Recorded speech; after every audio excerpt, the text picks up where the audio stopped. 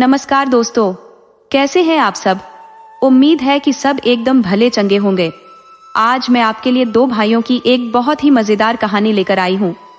एक भाई भोला भाला तो दूसरा इतना शैतान कि उड़ती चिड़िया को भी हल्दी लगा दे। ये कहानी है गरीबी से अमीरी तक के उनके सफर की, जिसमें आपको थोड़ी शरारत, थोड़ी चतुराई और ढेर सारा नसीब का खेल देखने को मिलेगा। ये कहानी सिखाएगी कि कभी कभी छोटी छोटी बातें और दिए हुए वचन जिंदगी में कितनी बड़ी खुशियां लेकर आते हैं। तो कहानी को आखिर तक जरूर सुनिएगा। तो चलिए अब कहानी शुरू करते हैं। पुराने समय की बात है। एक गांव था रामगढ़, जहां मोहन नाम का एक गरीब आदमी रहा करता था। वो पहले किसी और गांव का था, मगर वहां काम की खोज में रामगढ़ आ गया था और यही अपना बसेरा बना लिया था। अकेला आदमी था, कोई न कोई काम करके अपना गुजारा कर लेता था, मगर उसे बरसात के दिनों में काफी परेशानी का सामना करना पड़ता। उस वक्त उसे कोई काम नहीं मिल पाता।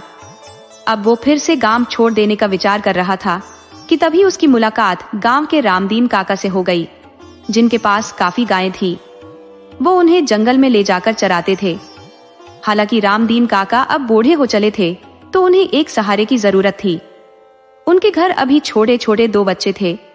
उनका ब्याह ही 50 की उम्र पार करने के बाद हुआ था, तो बच्चे भी देर से हुए।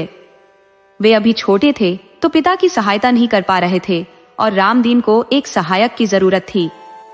मोहन जब उनसे कहा कि काका, मैं अब गांव छोड़कर जाने वाला हूँ, इस गांव में भरपेट भोजन भी नहीं मिल पा रहा, तब रामदीन बोले कि क्यों पागलों जैसी बातें करते हो, यह कोई काम की कमी नहीं है, तुम मेरे साथ रहो, मैं तुझे भोजन कपड़े की कभी कमी नहीं होने दूंगा, मगर पैसे की चाहत रखोगे तो वह मैं नहीं दे पाऊंगा। मोहन को अभी इतना ही काफी था। एक भूखे को पैसे की नहीं, भोजन की जरूरत होती है। नंगे को सबसे पहले कपड़े की जरूरत होती है। उस वक्त उसके लिए पैसा किसी काम का नहीं होता, क्योंकि नंगे को पैसा मिल भी जाए तो वह कपड़े खरीदने बाजार कैसे जाएगा। मोहन बोला कि काका, मैं आपके यहाँ काम करने को तैयार हूँ।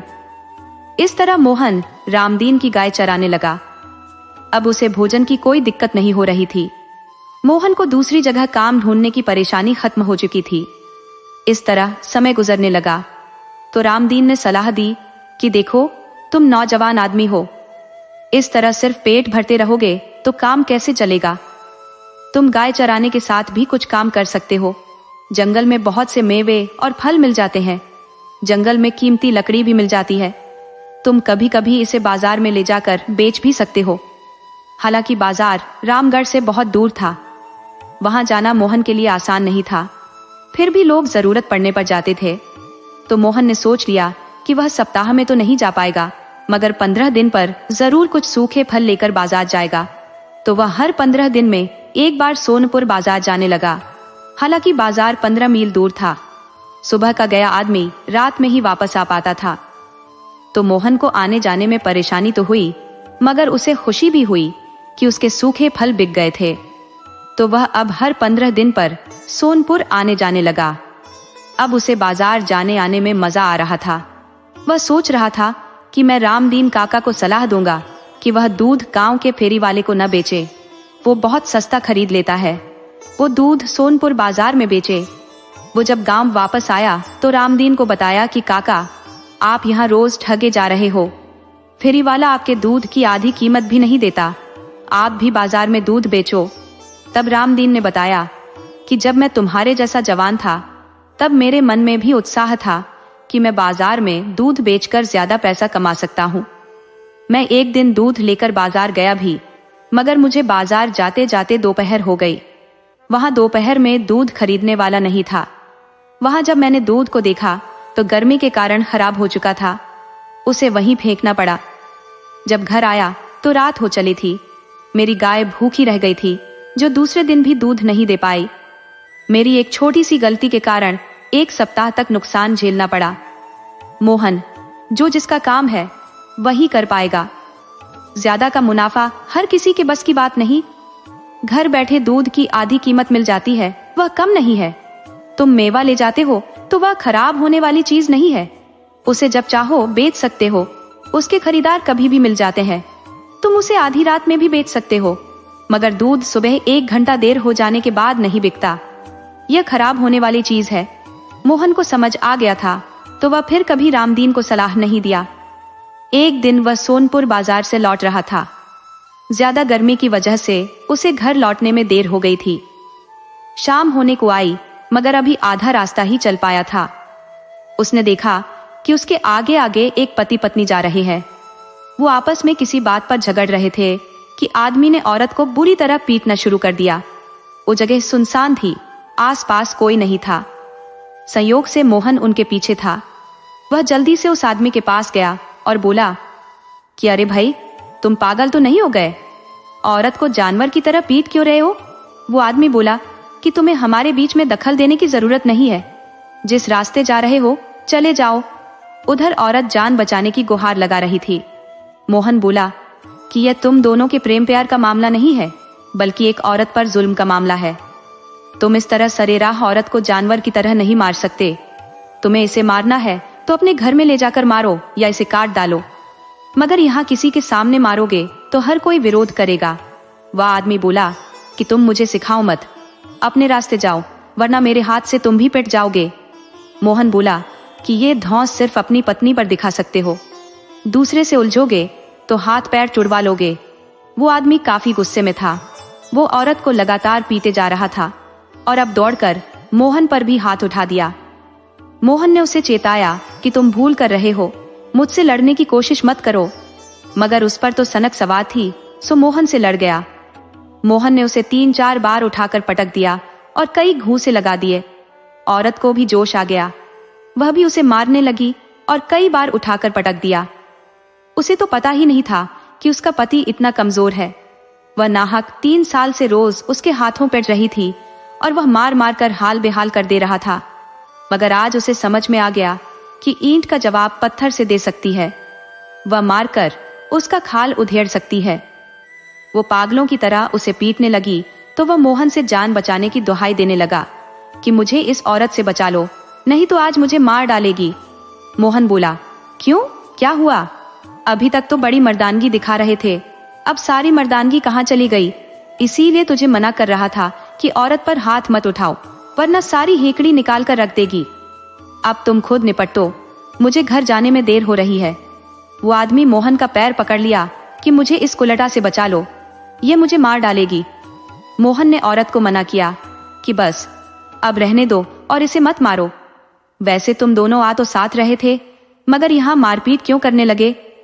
तब वह आदमी बोला कि मैं इस औरत को 3 साल पहले घर ले आया था कि इससे ब्याह कर लूंगा, मगर मुझे पता चल गया कि यह औरत भली नहीं है।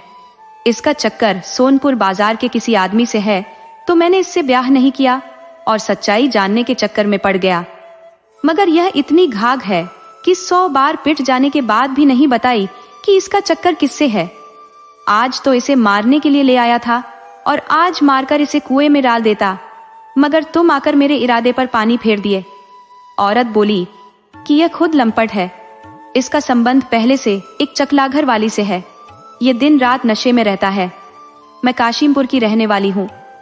मेरा कोई नहीं था तो एक बनिए के गोदाम में अन्न साफ करने का काम करती थी। वहीं मुझे एक आना रोज और खाने को दे देता था, मगर एक दिन उसकी पत्नी बोली कि तुम जवान हो, ऊपर से कुंवारी, तुम पहले किसी से ब्याह कर लो फिर काम करना, बिना ब्याह किए मेरे यहाँ काम मत करो। तो मुझे मजबूरी में इस बेवड़े के साथ रहना पड़ा। ये जब मिला तो मुझे रानी बनाने की बातें कर रहा था, मगर घर आते ही इसकी हवा निकल गई। ये मुझसे पूछा कि तुम उस आदमी के घर इतने दिन रही हो, तो कभी तो तुम्हारे संबंध उससे बने होंगे। इस तरह के बेतुके सवाल मुझसे करता और बोला कि ब्याह तभी करूंगा जब तुम मान लोगी कि तुम्हारे संबंध उस साहूकार से रहे हैं। अब मैं झूठ कैसे बोलती? साहूकार मेरे पिता समान है, मुझे हमेशा बेटी कहकर बुलाया है। उस पर गलत इल्जाम कैसे लगा दूं? इसका इरादा गलत था। ये चाहता था कि मैं मान लूंगी तो मुझे मोहरा बनाकर साहूकार से पैसे वसूलेगा, इसीलिए मुझे सताता था। मेरे शरीर का कोई ऐसा अंग नहीं जहां इसने न मारा हो, मगर अब मैं इसकी औकात जान गई हूं। मैं भी इसके शरीर के हर अंग को गरम चिमटे से दागूंगी, इसे तड़पा तड़पा कर ऐसी मौत मारूंगी कि इसकी रूह कांप जाएगी। वह आदमी मोहन से बोला कि भैया, इससे मेरी जान बचा लो। ये सिर्फ कह नहीं रही, करके दिखा देगी। तुम इसे अपने साथ लेते जाओ। ये कोई मेरी पत्नी नहीं है। तुम्हें लगता है कि यह पाक साफ है तो तुम ही इसे अपनी पत्नी बना लो, मगर मेरी जान बचा लो। मोहन बोला, मैं इसमें कुछ नहीं कर सकता। अब तुम दोनों खुद फैसला कर लो कि क्या करोगे। मुझे ऐसे ही देर हो गई है, घर जाने में रात हो जाएगी। तो वह आदमी मोहन का पैर पकड़कर रोने लगा कि भैया, तुम यहाँ से गए कि मेरी जान गई। ये मुझे मार डालेगी। मैंने सचमुच इसे इतना सताया है कि मुझे टुकड़े टुकड़े कर डालेगी। मोहन ने औरत से बोला कि देखो, इसे मारने से भी अब कुछ नहीं होने वाला। क्या तुम सचमुच अब इसके साथ नहीं रहने वाली हो? औरत ने पहले उसके ऊपर थूका और बोली कि यह मेरा है। कौन जो इसके साथ रहने की बात करूंगी या दया दिखाऊंगी? मैं इसे मारूंगी और खुद कुएं में कूदकर जान दे दूंगी। मोहन बोला, यह तो गलत बात है। अब तुम गुस्सा थूक दो और इसे छोड़कर अपनी नई जिंदगी की शुरुआत करो। औरत बोली कि क्या तुम मुझसे ब्याह करोगे? क्या तुम मुझे अपनी पत्नी बनाना स्वीकार करोगे? मुझे एक पत्नी की तरह इज्जत दोगे? मोहन बोला कि यदि तुम अपना गुस्सा थूक दो तो मैं तुम्हें अपने साथ ले चलने को तैयार हो सकता हूँ। औरत बोली कि मैं कोई वैश्या नहीं हूँ कि इसी तरह तुम्हारे साथ तुम्हारे घर चली जाऊंगी। तुम मुझे साथ ले जाना चाहते हो तो पहले मुझे अपनी पत्नी बनाओ, मेरी मान भरो, उसके बाद वादा करो कि मुझ पर कभी हाथ नहीं उठाओगे। मुझे बेशक आधा पेट खाना देना, मगर मुझे प्यार दोगे। मोहन बोला कि औरत पर हाथ कायर उठाते हैं, मैं भला हाथ क्यों उठाऊंगा? और फिर तुम कोई ऐसी गलती मत करना कि मुझे गुस्सा आ जाए। औरत बोली कि मुझे यदि घर के अंदर भोजन मिले तो फिर मैं कोई पागल थोड़े ही हूँ जो बिना मतलब लड्डूंगी। मोहन बोला कि ठीक है, मैं तुम्हें अपनी पत्नी स्वीकार करता हूँ। अब यहाँ सिंदूर तो है नहीं कि तुम्हारी मांग भर दूं, मगर तुमसे वादा करता हूँ कि घर चलते ही तुमसे विधिवत ब्याह कर लूंगा। वो औरत तुरंत चलने को तैयार हो गई। वो उस आदमी के ऊपर फिर से थूक दी और 3-4 लात मारी। मोहन उसे साथ लेकर घर आ गया। वह दूसरे दिन औरत, जिसका नाम अब उसने शांति रख दिया था, के साथ विधिवत ब्याह किया और उसके साथ प्रेम से रहने लगा। शांति को भी पहली बार जिंदगी में आराम मिला था। उसे पहली बार पता चला था कि सुख क्या होता है, प्रेम किसे कहते हैं। मोहन उसे हर सुख सुविधा दे दिया था तो वह भी मोहन के लिए जान छिड़क रही थी। वह मोहन को बिना खाना खिलाए खुद नहीं खाती थी। जब वह काम करके बाहर से आता तो उसका पांव धोती, मटके का ठंडा पानी पिलाती और भोजन बड़े प्रेम से पंखा जलकर खिलाती। रात में हाथ पैर की मालिश के बाद ही उसे सोने देती। मोहन को तो स्वर्ग का सुख मिल गया था। उसने इस सुख के बारे में सोचा भी नहीं था, मगर दैव योग से अचानक से उसकी किस्मत पलट गई थी। अब वह पत्नी के साथ सुखी सुखी रहने लगा। समय गुजरा तो उसका एक बेटा हुआ तो पति पत्नी बहुत खुश हुए। वह उस बच्चे का पालन करने लगे। मोहन ने अपने बेटे का नाम पत्नी के कहने पर रवि रख दिया। इस तरह 3 साल गुजर गए तो घर में एक और बेटे का शुभ आगमन हो गया। वह भी बहुत सुंदर था तो मां ने जन्म के समय ही बेटे का नाम किशन रख दिया। इस तरह दोनों बेटों का नाम मोहन की पत्नी ने ही रख दिया। वह बेटों के साथ साथ अपने पति से बहुत ज्यादा प्यार करने लगी थी। वह उससे एक दिन भी दूर नहीं रह पाती थी। जिस दिन मोहन को कहीं जाना होता तो वो उदास हो जाती और रात को खाना भी नहीं खाती। उसके आने के बाद ही भोजन करती। मोहन ने उसे समझाया कि तुम्हारा प्यार अपनी जगह ठीक है, मगर भूखे रह जाना यह ठीक नहीं है। मैं पुरुष हूं, मुझे अक्सर बाहर रहना पड़ सकता है। मैं कोई अमीर आदमी तो हूं नहीं कि तुम्हारे सामने हमेशा बैठा रहूं। गरीब को रोजी रोटी के लिए मेहनत करनी पड़ती है। तुम मेरी फिक्र छोड़ भोजन खा लिया करो। तुम भोजन बनाने के बाद तुरंत अपना भोजन खा लिया करो, बच्चों को खिला दिया करो। मैं आऊंगा तो मुझे भी खिला देना। मगर वह औरत कहाँ मानने वाली थी। वह अपने धुन की पक्की थी। लोगों का प्यार समय के साथ कम होता जाता है, मगर उस औरत का प्यार अपने पति से बहुत तेजी के साथ और बढ़ रहा था। वह अब नहीं चाहती थी कि मोहन घर से बाहर जाए, वह घर में ही रहे। मोहन उसे समझाता कि देखो, घर में बैठने से हम मुश्किल में आ जाएंगे, मगर वह अपनी जिद पर अड़ी रहती। इस तरह समय गुजरता गया। दोनों बेटे अब बड़े हो चुके थे। जहां बड़ा बेटा रवि अब 15 साल का हो चुका था, तो छोटा बेटा किशन अब 12 साल का था। अब तो पत्नी को और भी मोहन से लगाव हो गया था। वो साफ मना कर दी कि आप घर पर रहो और बेटों को काम पर भेजो। तब मोहन बोला कि लगता है तुम किसी रोग का शिकार हो गई हो। अरे, हम खुद घर में रहे और बच्चे बाहर जाकर काम करें, ये कहाँ से ठीक है? लोग क्या कहेंगे कि बढ़ती उम्र में दोनों को जवानी का नशा हो गया है। अब बच्चों के खेलने खाने के दिन है, तुम अब अपने पर काबू करो। तब औरत बोली कि मैं कोई आपको प्रेम प्यार करने के लिए नहीं रोक रही, बल्कि मेरे अंदर एक असुरक्षा की भावना घर कर गई है। पता नहीं मुझे क्यों लगता है कि आप मुझसे बिछड़ जाओगे, इसलिए आपको कहीं आंखों से दूर होने नहीं देना चाहती। तब मोहन ने समझाया कि देखो, तुम्हें बहुत ज्यादा शंकित नहीं होना चाहिए। अनहोनी होनी होगी तो कहीं भी हो जाएगी। घर में भी आदमी काल से नहीं बच सकता, और जिसका समय नहीं पूरा हुआ होगा तो वो घड़ियाल के मुंह से भी सुरक्षित बाहर चला आएगा। इसीलिए तुम शंका करना बंद करो। अब हमें मरने से भी नहीं डरना चाहिए, और फिर बच्चों की सुरक्षा की जिम्मेदारी हमारी है। हम जीते जी इन्हें मुश्किल में नहीं डाल सकते। तुम बच्चों के साथ घर पर रहो, हम खुद बाहर का काम देख रहा हूँ। बड़ा बेटा रवि अब सयाना हो चला है, उसका ब्याह करना जरूरी हो गया है। जल्दी ही घर में बहू आने वाली है, और तुम अभी तक अपने सुख सुविधा में अटकी हुई हो। औरत बोली, आप जैसा सोच रहे हो वह बात नहीं है। आप जाओ, मगर अपना ख्याल रखना। मोहन बोला कि यह बात ठीक है, ये तुम्हारी चिंता जायज है।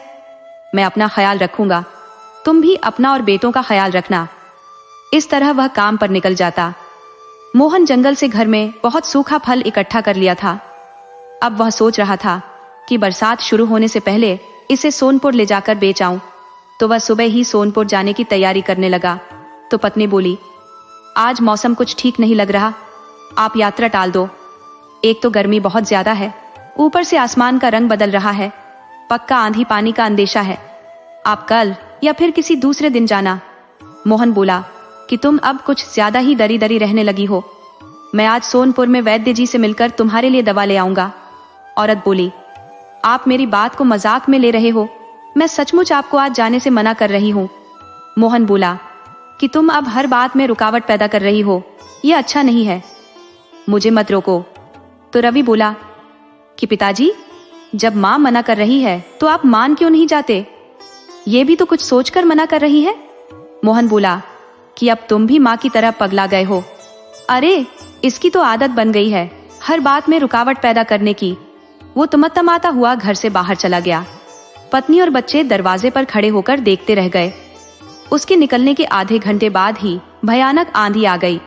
फिर उसके बाद आसमान से वर्षा और ओले पड़ने लगे। चारों तरफ बिजली चमकने लगी। बिजली की कड़कड़ाहट से पेड़ों पर बैठे पक्षी करोड़ स्वर में चिल्ला रहे थे। मोहन भी भागकर एक पेड़ की आड़ में छिप गया। उस पेड़ की ओट में पहले से एक औरत छिपी थी। वो मोहन से बोली कि भैया, यहाँ छिपना ठीक नहीं है। हवा के जोर से पेड़ की जड़ भी हिल जा रही है, कहीं यह पेड़ गिर न पड़े। आप मेरी सहायता करो और हम दूसरे किसी पेड़ की ओट में चलकर छिप जाए। मोहन बोला कि बहन, हम यहाँ से भाग भी नहीं सकते। आप देख रही हो कि कितने बड़े बड़े ओले गिर रहे हैं, हम उसके चोट से बुरी तरह घायल हो जाएंगे। अब मोहन को पत्नी की कही बात याद आ रही थी कि वह बार बार मुझे मना कर रही थी, मगर मेरी तो मति मारी गई थी। अब जिंदगी और मौत के बीच फंस गया हूँ। वर्षा और हवा थमने के बजाय और बढ़ता ही जा रहा था। औरत वहां से भागकर दूसरे पेड़ की तरफ बढ़ी कि तभी पेड़ ढह गया। मोहन उसमें दब गया। संयोग से औरत बच तो गई, मगर बुरी तरह घायल हो गई। आंधी पानी थमने पर औरत ने ही कोहराम मचाया कि कोई आदमी पेड़ के नीचे दब गया है। तो आसपास के गांव वाले इकट्ठा हुए और पेड़ को काट कर हटाया। तब तक मोहन मर चुका था। खबर मोहन की पत्नी को हुई तो वह बेहोश होकर गिर पड़ी। जिसका डर उसे बार बार सता रहा था वही हो गया। पास पड़ोस की औरतों ने उसे सांत्वना दी कि तुम अपने को मजबूत बनाओ, तुम नहीं रही तो अब तुम्हारे बच्चों का कौन होगा? तुम्हें अब बच्चों के लिए जीना पड़ेगा। बच्चों ने भी माँ को समझाया कि अब तुम्हारे सिवा हमारा कौन है। तुम जब इस तरह कमजोर हो जाओगी, अपने को संभाल नहीं पाओगी, तो हमारा क्या होगा? तो औरत बच्चों को देखकर अपना हृदय कठोर कर ली और मोहन को भूलने का प्रयास करने लगी। इस तरह 2-3 साल गुजर गए। दोनों बेटे पूरे जवान हो चुके थे। दोनों बहुत सुंदर, जवान और मेहनती थे। उनकी माँ जब से इस घर में आई थी, उनके पिता मोहन ने उसे घर से बाहर कदम नहीं रखने दिया था। उसे फूल से भी ज्यादा सहेज कर रखे हुए था। वह भूल गई थी कि अब तकलीफ क्या होती है। वह नरक से निकलकर सीधे स्वर्ग में आ गई थी, मगर उसके सुख के दिन खत्म हो चुके थे। सोची कि घर से निकलकर किसी के यहाँ कोई काम करूं, मगर बेटों ने मना कर दिया। वह जब से होश संभाले थे माँ को कोई काम करते नहीं देखा था, तो माँ से बोले कि माँ, तुम हमारे रहते कोई काम नहीं करोगी, हम खुद कहीं से मेहनत करके ले आएंगे। वह खुद काम की खोज में निकल पड़ते। कहीं मेहनत मजदूरी करते तो कुछ पैसे या अनाज मिल जाता, उसी को घर लाते, कूटते पीसते, फिर भोजन बनाते, उसके बाद खुद खाते और माँ को खिलाते। मगर बहुत मेहनत के बाद भी उतना नहीं कमा पाते कि 2-4 दिन बैठकर माँ के साथ खा सके। एक दिन छोटा भाई किशन अपने बड़े भाई रवि से बोला, भाई, इस गांव में हम काम करते करते मर जाएंगे, मगर उतना कभी नहीं कमा पाएंगे कि चैन की रोटी खा सके, माँ को वह सुख पहुंचा सके जो पिताजी उसे देते थे। पिताजी के रहते माँ कभी चारपाई से नीचे नहीं उतरती थी। वह कभी नीचे देख लेते थे तो नाराज हो जाते थे। अब हम माँ की उस कमी को थोड़े से पैसे से दूर नहीं कर सकते हैं। रवि बोला कि भाई किशन, हमने सुना है कि शहर में काम करने के बहुत पैसे मिलते हैं। इतने पैसे मिलते हैं कि 3-4 महीने काम कर देने पर 1 साल का काम चल जाता है। तो क्यों नहीं हम शहर में चलकर कुछ काम करें? किशन बोला, कहते तो तुम ठीक हो, मगर हमारे परिचय का कोई आदमी शहर में नहीं रहता, इसलिए हम शहर नहीं जा सकते। हमने सुन रखा है कि शहर के लोग भोले भाले लड़कों को अपना गुलाम बना लेते हैं। यहाँ तो हम बिल्कुल स्वतंत्र हैं, अपनी मर्जी से उठते हैं, अपनी मर्जी से बैठते हैं। बड़ा बोला, तुम बेकार की बात सोच लेते हो, तुम माँ के साथ यहीं रहो। मैं तुझे नगर में जाने की बात नहीं कर रहा, मैं खुद अकेले नगर में जाऊंगा। छोटा बोला कि बड़ी चतुराई दिखाते हो। अरे, तुम क्यों नगर में जाओगे? नगर में तो मैं अकेले जाऊंगा। अरे, हम उड़ती चिड़िया को भी हल्दी लगाने वाले हैं, भला हमें कोई कैसे गुलाम बना सकता है? हम शहर जरूर जाएंगे और अकेले जाएंगे। तुम माँ का यहाँ ख्याल रखना। रवि को पता था कि किशन जिद्दी है, जो मन में ठान लेता है करके ही दम लेता है। तो रवि बोला कि भाई, मैं जानता हूं तुम नहीं मानने वाले, तो मुझे भी साथ चलना ही पड़ेगा। और जहां तक रही माँ की बात, तो उसे हम समझा देंगे कि वह 1-2 महीने अपने को संभाल ले, फिर हम उसे रानी माँ की तरह रखेंगे। चलो, कल ही हम शहर के लिए चलते हैं। भगवान ने चाहा तो सब शुभ शुभ ही होगा। दोनों रात के वक्त माँ से बात किए कि माँ, हम नगर में जाकर कोई काम करना चाहते हैं, तुम सलाह दो तो हम नगर को जाए। तब माँ बोली कि खबरदार, जो नगर जाने या कहीं जाने की बात की तो तुम दोनों आधी रोटी खाकर भी हमारे साथ यहीं रहोगे। मेरी बात नहीं मानकर तुम्हारे पिता ने जो बड़ी गलती कर दी थी, वो गलती तुम नहीं दोहराओगे। आइंदा कहीं जाने का नाम मेरे सामने मत लेना। अगर तुम दोनों से कोई काम नहीं हो रहा तो मैं खुद किसी के खेत में काम करके लाऊंगी। वैसे भी अभी पूरे 1 साल का अनाज घर में हमने बचा कर रखा है। तुम लोगों से इस विषय में नहीं बताई थी, मगर अब बता रही हूँ। तुम लोग घबराना नहीं, न घबराकर कोई उल्टा सीधा काम करना। काम मिले तो करो या फिर घर में पड़े रहो। किशन समझ गया कि माँ हमें घर से दूर नहीं जाने देगी, मगर एक बात बताकर बहुत अच्छा कर दिया है कि घर में 1 साल का भंडार है। माँ यदि घर में अकेली रहती है तो 2 साल में भी राशन कम नहीं पड़ेगा। तो वह रात को सोते वक्त भाई से बोला कि रवि भैया, माँ हमें घर से बाहर किसी कीमत पर जाने नहीं दे सकती। हम क्यों ना रात में ही भागकर घर से निकल जाए और किसी नगर में चलकर 2-4 महीने काम करके वापस आए। रवि बोला, नहीं, हम माँ को कोई धोखा नहीं दे सकते। तब किशन बोला कि अरे, माँ के कहे पर चलोगे तो ब्याह भी नहीं हो पाएगा, जिंदगी भर कुंवारे बनकर घूमते रहोगे। अरे, खूब पैसा कमाओ, लोग तुम्हें खोजते हुए आएंगे। तुम एक क्या चाहो तो मेरे लिए 2 भाभियां ला सकते हो, मगर जब पैसा नहीं रहेगा तो पड़ोस की भाभी को भी भाभी नहीं कह पाओगे, वह जूतियां बरसा देगी। और जब पैसे वाले बनोगे तो समझ लो रिश्ता ही बदल जाएगा। इसलिए मेरी मानो और कल सुबह माँ के जगने से पहले यहाँ से निकल चलो। माँ 2-4 दिन रोएगी, गाएगी या गुस्सा करेगी, मगर जब हम वापस आएंगे तो यही माँ हमारे माथे पर तिलक लगाकर घर में प्रवेश कराएगी। रवि को किशन की बात जंच गई तो बोला, ठीक है, हम सुबह माँ के जगने से पहले घर से भाग लेंगे। दूसरे दिन दोनों भाई सुबह सुबह उठकर शहर के लिए चल पड़े। माँ अभी घर में सोई पड़ी थी तो दोनों तेजी से घर से भाग लिए। पुराना जमाना था, पैदल या फिर घोड़ा, खच्चर या घोड़ा गाड़ी से लोग यात्रा किया करते थे। माल ढोने के लिए बैलगाड़ी या भैंसा गाड़ी हुआ करती थी। क्योंकि दोनों भाई बहुत गरीब थे और घर से बिना माँ की अनुमति के भागे थे, उनके पास कोई पैसा नहीं था, इसलिए पैदल ही निकल पड़े। वह बहुत तेजी के साथ दिन भर चलते रहे मगर उन्हें कोई नगर नहीं मिला। रास्ते में पूछने पर पता चला कि यहाँ से बड़ा नगर 100 कोस दूर है। अब भी 1 सप्ताह चलने के बाद किसी से पूछ लेना कि नगर कितनी दूर है। रवि समझ गया कि अभी तो हम 4 कदम भी नहीं चल पाए हैं। अब उन्हें रास्ते में शाम होने को आई तो किशन बोला कि भैया, रास्ते में कोई गांव पड़ेगा, वहीं ठहर जाएंगे।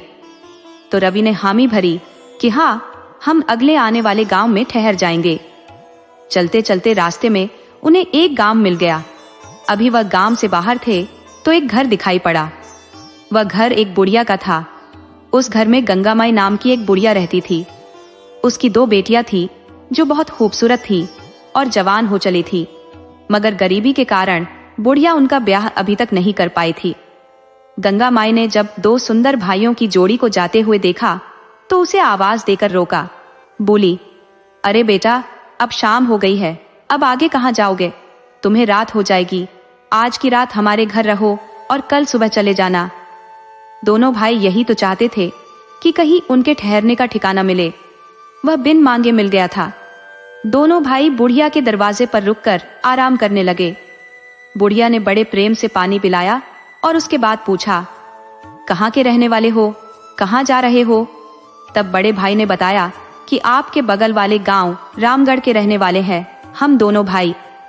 अब की गांव में ठीक से गुजर बसर नहीं हो पा रहा था, इसलिए शहर काम की तलाश में जा रहे हैं। बुढ़िया को पता था कि रामगढ़ उसके गांव से 15 कोस दूर है, मगर यह दोनों उसे बगल में बता रहे हैं। बुढ़िया बोली, अच्छा, तो तुम दोनों बेरोजगार हो? अच्छा, कोई बात नहीं, अब रात भर आराम करो। दोनों रात को आराम किए और सुबह उठकर बुढ़िया से बोले कि माई, हमें बहुत दूर जाना है, अब आज्ञा दो। तब बुढ़िया बोली, रुको, मैं तुम लोगों को रास्ते में खाने के लिए कुछ देती हूँ। वो घर के अंदर कुछ लाने चली गई तो छोटा भाई बोला, भाई, बुढ़िया बड़ी स्वार्थी और मक्कार लगती है।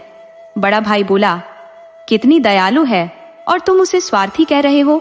जी छोटा बोला, हाँ भैया, मैं ठीक कह रहा हूँ, इसमें उसका बहुत बड़ा स्वार्थ छिपा हुआ है। बुढ़िया तब तक आ गई। उसने दोनों को एक एक मुट्ठी भुना चना दिया और बोली, यह भुना चना नहीं, एक बूढ़ी माँ का उपहार है। ये एक एक मुट्ठी 1-1 लाख का है। जब तुम शहर से लौटना तब इस उपहार का मोल चुका कर जाना। किसी का उधार कभी नहीं रखना चाहिए। ऊपर से मैं असहाय बुढ़िया हूँ। अब जाओ, भगवान करे लाखों कमाओ और जल्दी वापस आओ। मैं तुम दोनों का रास्ता देखूंगी। दोनों बुढ़िया से विदा लेकर आगे चल दिए। बहुत देर तक चलते रहने के बाद बड़ा भाई बोला, चलो किशन, हम चना खा लेते हैं। किशन बोला, भाई, इतना महंगा चना मैं नहीं खा सकता, तुम अकेले ही खा जाओ। वैसे भी चना मुझे जरा भी अच्छा नहीं लगता। चना आदमी के खाने के लिए थोड़े ही बना है, इसे तो तुम जैसे घोड़े खाते हैं। रवि बोला, तुम क्या जानो चने की ताकत को, तुम्हें अच्छा नहीं लगता तो मत खाओ। रवि ने चना खा लिया और किशन से बताया कि भाई, तुम बुढ़िया माई के कहने का मतलब नहीं समझ पाए। उनका कहने का मतलब था कि जब जोर की भूख लगी हो तो उस वक्त जो कुछ भी मिल जाए उसकी कीमत अनमोल हो जाती है, जिसकी कोई तुलना नहीं की जा सकती। समय पर मिले भोजन और जवानी में साधारण स्त्री की भी कीमत अनमोल हो जाती है। इन दोनों की उपेक्षा करने वाला बहुत पछताता है। बुढ़िया माई की नजर में ये चना बेशकीमती है। शायद उसके पास यही सबसे अच्छा अन्न था। वह अपनी तरफ से अनमोल उपहार दे दी है, मगर हमसे कोई नकदी नहीं मांगा है। उसने हमसे कोई पैसा मोल नहीं मांगा है, बल्कि उसकी कोई मजबूरी है जिसे हम दोनों पूरा कर सकते हैं। इस बात को भांप कर चने का मोल लौटाने को कहा है। तब किशन बोला, भाई, तुम्हें यह बात पहले बतानी चाहिए थी। तुम अकेले मेरे हिस्से का भी सब चना खा गए। तुम मेरा चना वापस करो। रवि बोला, लेकिन मैं तो अब चना खा चुका हूँ, वह मेरे पेट में चला गया है, उसे कैसे वापस कर सकता हूँ? तब किशन बोला, ये मैं कुछ नहीं जानता, मेरा चना वापस करो। तुम पहले से ही धोखेबाज आदमी हो। मुझे पता होता कि मेरे साथ धोखा करोगे तो मैं तुम्हारे साथ आता ही नहीं। रवि बोला कि किशन, तुम झूठे ही नाराज होते हो। चलो, जब हम कोई काम ढूंढ लेंगे तो तुम्हारा चना भी वापस कर देंगे और जितना कहोगे उतना वापस कर देंगे। अब तो खुश हुए? किशन बोला, ऐसे नहीं, जब तक चना नहीं लौटाते हो तब तक तुम मेरे गुलाम हो। मैं जो भी कहूंगा तुम्हें मानना पड़ेगा। रवि किशन की जिद को जानता था कि मां की तरह हट करके बैठता है। रवि बोला, ठीक है, जो तुम कहोगे उसे मानूंगा। दोनों तेजी से आगे बढ़े जा रहे थे। इस तरह चलते हुए एक किसान के खेत के पास पहुंचे। किसान कुएं से बैल द्वारा एक चमड़े के थैले और मोटी रस्सी के माध्यम से पानी निकाल रहा था। पहले पुराने जमाने में कुएं से पानी निकालने के लिए मोटर या पंप नहीं हुआ करते थे। उस समय छोटे किसान मोटी रस्सी, जिसे बरहा कहते थे, और एक चमड़े का थैला, जिसे मोट कहते थे, का इस्तेमाल करते थे। बड़े किसान रहट चलाते थे, तो किसान अपना काम कर रहा था। किशन बोला, भाई चलो किसान का मोट और बरहा चुरा लेते हैं। रवि बोला, अरे मूर्ख हो क्या, किसान पिटाई करने लगेगा। वह चिल्लाकर गांव वालों को इकट्ठा कर लेगा और सभी मिलकर हमें मार मार कर हलवा बना देंगे। तब किशन बोला, तब इसका मतलब तुम साथ नहीं दोगे? तो मेरा चना लौटा दो। रवि बोला, अब तुम जो करना है करो, परंतु इस वक्त भुना चना मैं कहां से लौटाऊं? तब किशन किसान के पास गया और बोला, किसान भैया, आप यहाँ खेत में काम कर रहे हैं और आपके गांव में आग लगी हुई है। अरे इतनी भयानक आग लगी है कि कोई बुझाने वाला नहीं है। किसान ने नजर दौड़ाई तो सचमुच घरों से धुआं उठ रहा था। दरअसल शाम हो गई थी और हर घर में औरतें भोजन बनाने के लिए चूल्हा जला चुकी थी। उसका धुआं हर घर से निकल रहा था। किसान ने इस बात पर ध्यान नहीं दिया और किशन की बात सुनते ही गांव की तरफ दौड़ लगा दी। जब कुछ दूर चला गया तो दोनों ने उसका बरहा और मोट लेकर चलते बने। आगे चलने पर उन्हें एक गांव मिला। वहां जाने पर अब शाम हो चुकी थी। उस गांव में एक बुढ़िया घर के सामने बैठकर सूप से चावल बना रही थी। छोटा बोला, भाई बुढ़िया का सूप बहुत सुंदर है, उसे चुरा लेते हैं। रवि बोला, तुम अब हमें बिना पिटवाए नहीं मानोगे। किशन बोला, तब तुम मेरा चना लौटा दो। रवि बोला, तुम्हारे जी में जो आए करो, मैं कुछ नहीं कहूंगा। किशन बुढ़िया माए के पास गया और बोला, माई, तुम यह सूप से चावल बना रही हो और तुम्हारे घर के पिछवाड़े चोर सेंध लगा रहे हैं। बुढ़िया इतना सुनते ही घर के पिछवाड़े भागी। दोनों उसका सूप लेकर तेजी से भाग लिए। दोनों तेजी से चलते रहे। रात होने को आई, मगर शहर कहीं दिखाई नहीं पड़ा, बल्कि उनके सामने एक घनघोर जंगल दिखा जिसे पार करना था। दोनों जंगल में घुस गए और तेजी से आगे बढ़ने लगे। दोनों को जंगल में एक घर दिखा। दोनों ने सोचा, किसी आदमी ने बना रखा है, चलो रात में उसी के यहाँ ठहरते हैं। जब घर में घुसे तो उस घर में हर चीज असामान्य रूप से बड़ी थी। पानी की बाल्टी आदमक्कत थी, पतीला बहुत बड़ा, चारपाई बहुत बड़ी, घर भी बहुत बड़ा। उस घर में उस वक्त कोई नहीं था। दोनों ने देखा कि खाना बना हुआ है, किसी ने बहुत खुशबूदार खिचड़ी बना रखी है। तो दोनों दिन भर के भूखे थे, तो दोनों खाने पर टूट पड़े, खूब छक्कर खाया। रवि बोला कि किशन, ये घर किसी आदमी का नहीं हो सकता, ये किसी दानव का घर है। हम जल्दी से यहाँ से भाग चले। गनीमत है कि वह इस वक्त घर में मौजूद नहीं है, वरना कब का मारकर खा गया होता। छोटा बोला, नहीं, हम उससे मिलकर ही जाएंगे। क्या है कि हमने कभी दानव नहीं देखे हैं। बड़ा बोला, छोटे जिद मत करो, हम दोनों बेमौत मारे जाएंगे। दानव कोई खिलौना या मदारी का बंदर नहीं है जो उसे देखोगे, वह देखते ही हमें कच्चा चबा जाएगा। किशन बोला, मैं समझ गया, तुम साथ नहीं दोगे। तुम मेरा चना लौटा दो और यहाँ से चले जाओ। मैं दानव से मिले बिना नहीं जाऊंगा। रवि बोला, अब तुम चाहे मुझे मरवा ही डालो, मगर चना कहाँ से लाऊं? तभी उन्हें बहुत बड़े जीव के आने की आहट सुनाई पड़ी। दोनों बिना देर किए उसके घर में बने अनाज के कोठे में घुस गए। दानव घर में आया तो घर के अंदर बिखरे बर्तन देखकर हैरान रह गया।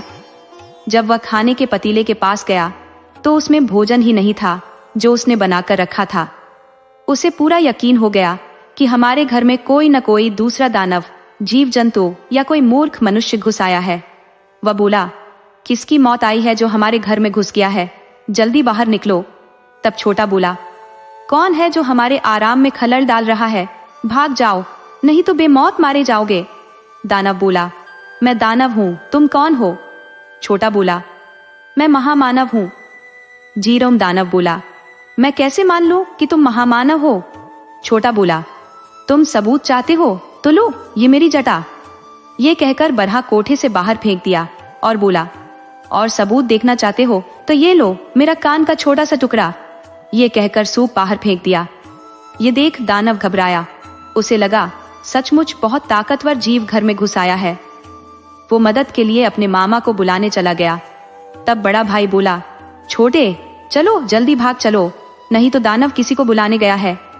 दोनों निकलकर भागे और भागते रहे।